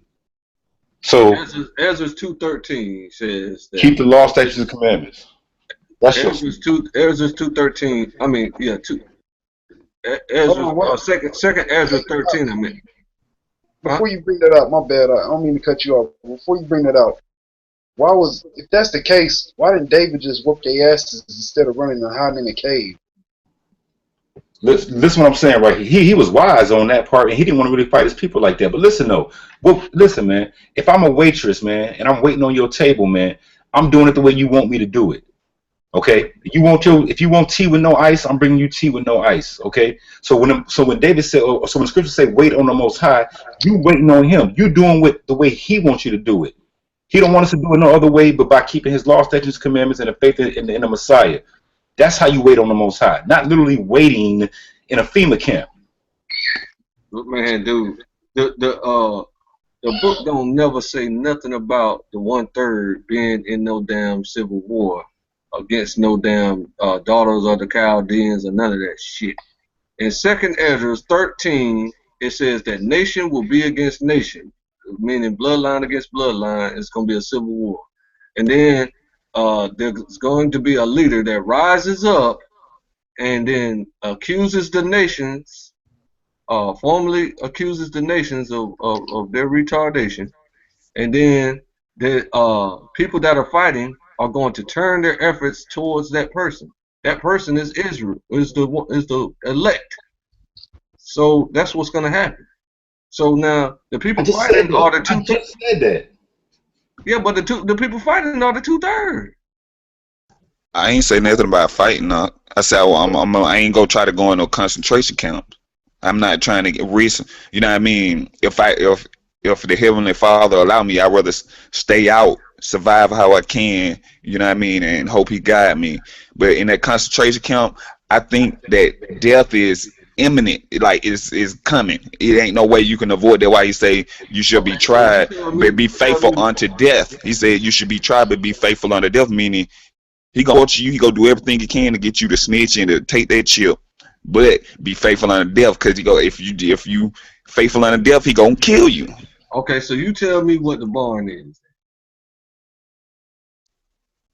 I don't know. I will not compare the white man's the concentration camps to the born of the Most High, where he say he go burn the tares and you know what I mean, keep the wheat. I don't Okay, consider that the same. let me explain something here. Okay, all throughout the Bible, in 20 cases, the Most High said, "I will do this myself. I'm gonna do this myself. I'm gonna do this myself." Many times, Greek captivity, Babylonian captivity, the Canaanite captivity that we're in now, when you were sold to the Grecians. Okay, but he's gonna do it himself. But he uses the nations to go against. It says it over and over again in the Bible that he uses the nations against his people, and he's going to use us against them. But right now, they're still being used against us. So okay, so now we're going to be in a transition stage where we're going to be used against them coming up here soon, because the end of their the end of their civilization is ending here soon. Everybody can see it coming down around us, around the world. So those ships, ships that brought us over here, was him doing it himself. The Roman army that destroyed Jerusalem was him doing it himself. He says it 20 times. I'm going to do this myself, and then he ends up using the nations to do it. So you talking about the white man? It ain't nothing belongs to the white man. The whole earth belongs to the Heavenly Father. You know what, man? I've heard a lot of Israelites speak, man, and nobody ever speak. And maybe they just can't do it because of the platform. I don't know what goes on behind closed doors and what people talk about in their house when they're not on YouTube and stuff like that. But every Israelite seems like they talk about not fighting. So where this military, man, and this army gonna come from, man? Nobody want to fucking fight, man. It's crazy to me, man. And we gotta know that the Most High is with us, man, when we fight. We gotta know that that time is right to fight. You know what I'm saying? And I agree with you, man. But what I'm saying is that, and brother just read in Edris, that's exactly what I said. They're gonna come at us, bro. You ain't gonna have no choice, man, but to fight.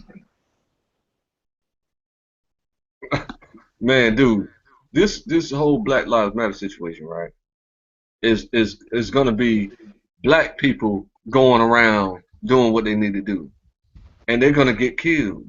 It's not them invading us. It's the emotional reaction that's generated by some dumbasses who is forcing people to get emotionally out of control and then go out in the streets and kill and burn down shit everywhere. So the people that business owners are gonna be defending their businesses and shooting back, and the motherfucking police is gonna get involved and shoot back, and then the National Guard is gonna come in and shoot back at the people that's burning down the society. It's not them invading us. We're gonna be invading them. Those are the 2/3.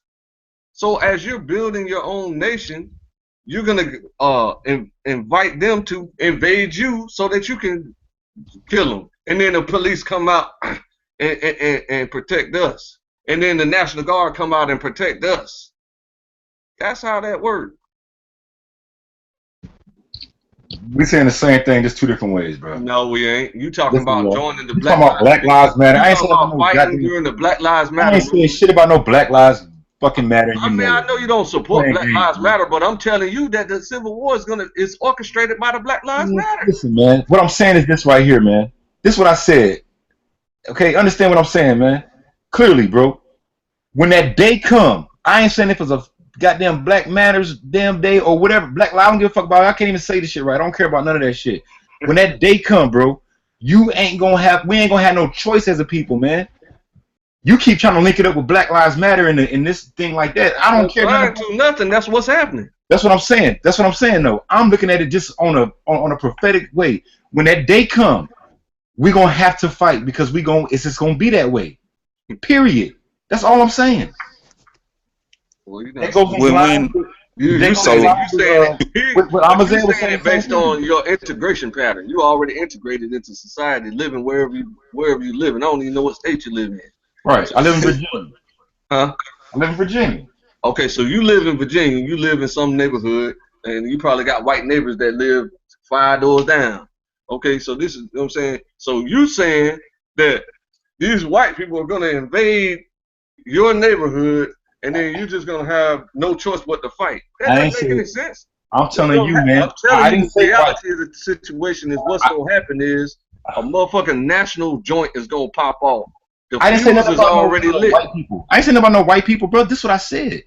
I said when that day come, we gonna have to fight. That's what I'm saying. It's vague. That's all I'm saying. It's very vague. Not vague. What is vague about? You gonna know. Ain't no vagueness about that. It is vague. That's like saying something your grandma tell some lady that when you're in love you just gonna know. Listen what I'm saying, bro. When that day come, bro, you gonna know. It's gonna be a signal from the Most High. Like you gonna know. Like whatever you need to know. Yeah, and they can get that knowing confused with everybody in the world is fighting.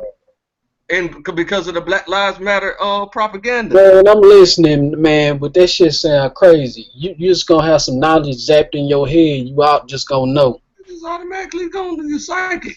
What's gonna happen is you're gonna see everybody. So hold on, stop. Hold on now. Because he addressed me. Hold on, and what I said, he said it sound crazy. You're right. Listen, bro. It's been situations where guys have altercation comes forward, right? One dude want to fight, the other dude want to fight. Don't want to fight. The one that want to fight, the aggressor, is pushing this dude into a corner, and he know in his mind, I can't do nothing about this. But the police ain't pushing nobody in no corner. Ain't no Black Lives Matter had nothing to do with that. It's something inside that dude's spirit that said, okay, this dude want to fight. I gotta throw my hands now. It's just how it go, man. This ain't nothing that don't happen every day. Oh man. You talking about national civil war? A situation that they see right in front of them. I can't see across the city the black folks that's on the other side, and they need help, and we need to come together. How we know how to come together? Where we gonna go? Where we gonna form them up at? Hey, hold on right fast now. Hey, don't the scripture talk about a second Exodus? Yeah. So what about the concentration camps come in? And they don't sound like you go be in no concentration camps. It sound like you go get the fuck out. Yeah, he is going to get us out, man. Exactly. That's what I'm saying. What's going to get us out? Yahushua going to get us out. Yeah. Exactly. And I don't think it's by no concentration camp. I think that concentration camp is to kill people. He ain't never been nice to us. Why would he set up concentration camp around us? In the history of the been no damn concentration camp that killed everybody. Hold on. Let me clarify this though. There's gonna be people killed in the concentration camp, but not every one of them gonna get killed. So they go take the chip. Nah, I'm not saying take the chip. They gonna be brainwashed. There's gonna have to be people that they make it to the end. Yeah, it's gonna be the majority of the people gonna take the chip, of course. Yeah, and then it's gonna be some rebels in the camps talking shit, talking about why the fuck we in this camp. Go take him out the back. Go ahead, kill him right now. You gotta go in there, shut the fuck up, say, listen, I'm not taking no damn chip. You know what I'm saying? And then they're not gonna bother you for making that decision. Huh? They're not gonna. I don't think he gonna let it go down like that. He want everybody to have the chip. Man, he want the majority rich, poor, everybody to have the chip. Young, old. To have the chip. Bro, you really? No, the scripture don't say that. You're right. That's wishful thinking, man. It ain't gonna give you no choice. You think you're gonna have a choice? you can decide if you want this chip or not. Nah, they're not gonna say it nice like that. They're gonna say take this chip or die, and I'm gonna choose death. So why did they get up in the first place, man? All right, go ahead. You can tell everybody to join the race war. We encourage. Nobody said that, Ak. No, he just said that. You know what I I ain't say How join come, no how come when I race speak war. to one person, y'all think I'm speaking to every last one of y'all? Yeah, man. That's crazy. Because I'm you responding only to speaking him. that. No, but you speaking that though based off of what other people are saying. So I know you're not just coming out this organically. Somebody make a comment and then you say something else, even though you're not speaking directly to that person. The comment is based upon a previous comment. So people got to clarify that to say we ain't talking about no race going to join no race war. That's what he just said. He said why? He said if What you're I gonna say? die in the camp anyway, if you're gonna choose death in the camp anyway, why don't you just go out and fight? Yeah. He just said that, right? Yeah. Why wouldn't you Okay, do so that? now, so my response I'm trying was to figure this tell out because you everybody to saying join the weird. race war. Hold on, Go hold on, hold ahead. on. Hold We on. So, encourage the 2/3 to die. wait. So you just gonna walk up and let somebody just, you know, you're gonna walk up to their camp knowing that when as soon as you start rejecting what it is they trying to force upon you, they gonna kill you execution style. So you just basically you making it easy. You making yourself a soft target. Well, yeah, okay, yeah. That's what martyrdom is. You stay faithful unto death. Man, you ain't gonna be no martyr because ain't nobody gonna know about it. Everybody gonna be in the camp. Or martyr Most got to High be, gonna know. or martyr got to be somebody that know about it. Okay, that might be true. Now, what I'm saying is, if everybody see me getting marched out and I'm sitting there saying my last words, be faithful unto death. Follow the Most High. Do what you're supposed to do. Do not accept the chip. I mean, somebody gonna hear it. No, because they gonna be of the same mind frame. They'll be like, nah, I'm just gonna do what I can to survive this day. That's the type of people that's gonna be there. What does that mean to me? I don't It's understand what you're talking about. The book say don't take the chip. You think I'm gonna ignore what the book tell me to do because y'all scared of something? Dying? You scared to die? Nigga, I ain't scared to die. No, he's not saying he's No, scared to die. He said he'd just rather die fighting. Go ahead. Like I said, we encourage the 2/3 to go ahead and die. We waiting on that day because that's get us closer to where we're gonna be in the kingdom with our feet kicked up. Yeah. Hey, I mean, it's too fantastical in your mind because you don't know the Bible as well as we do. So it sounds completely insane to you. I know that for a fact. But I'm glad you're being respectful and about it and stuff like that. But I'm really not particularly talking to you, but I'm explaining this to people who know the Bible a little bit. okay. I mean, it fucks me up in my head too, man, when I think about it. So we gonna win by uh, submitting ourselves to a situation to where we get obliterated even more, subjugated even more, oppressed even more. Uh, they by you know witnessing, the children are going to witness their parents uh submitting themselves in such a fashion to where that's going to be engraved in their minds. So when they grow up, their generation is going to follow the same suit, if not perfected, making their submission even greater. They're going to say this is the line we need to follow. Okay, so you're saying that the Japanese are submitted even greater than they were before the Pearl Harbor? Hell yeah! You ain't been paying attention, What you mean? man. Check this out. I know. Okay, check this out. Everybody heard and watched Japanimation, right? Say You what? have seen something in Japanimation, right? Do what? How many of people? How many of them characters in them Japanimation cartoons are actually Japanese? They all white, They're pretty all much, white. right? All of them are white, and all their heroes are blonde hair and blue eyes. Even Sonic the Hedgehog turned blonde. Damn. They don't have. Look, when they imagine themselves in these great roles and stuff, they imagining themselves as white. They putting it right there in front of you. They depictions when they can actually create a hero. You go into all these, like one of my favorite cartoons. They got a sovereign nation or no? The biggest hero of Dragon Ball Z is this dude Goku, right? Do they got their own He got land or not? motherfucker. He white. Lord Do they got their own land or not? Yeah, but they had their own land before the war, and they never lost their own land. Yeah, but hold up. They don't have their own land because they're in somebody else's land, just like over here. So you got to listen what the brother's saying because they are white.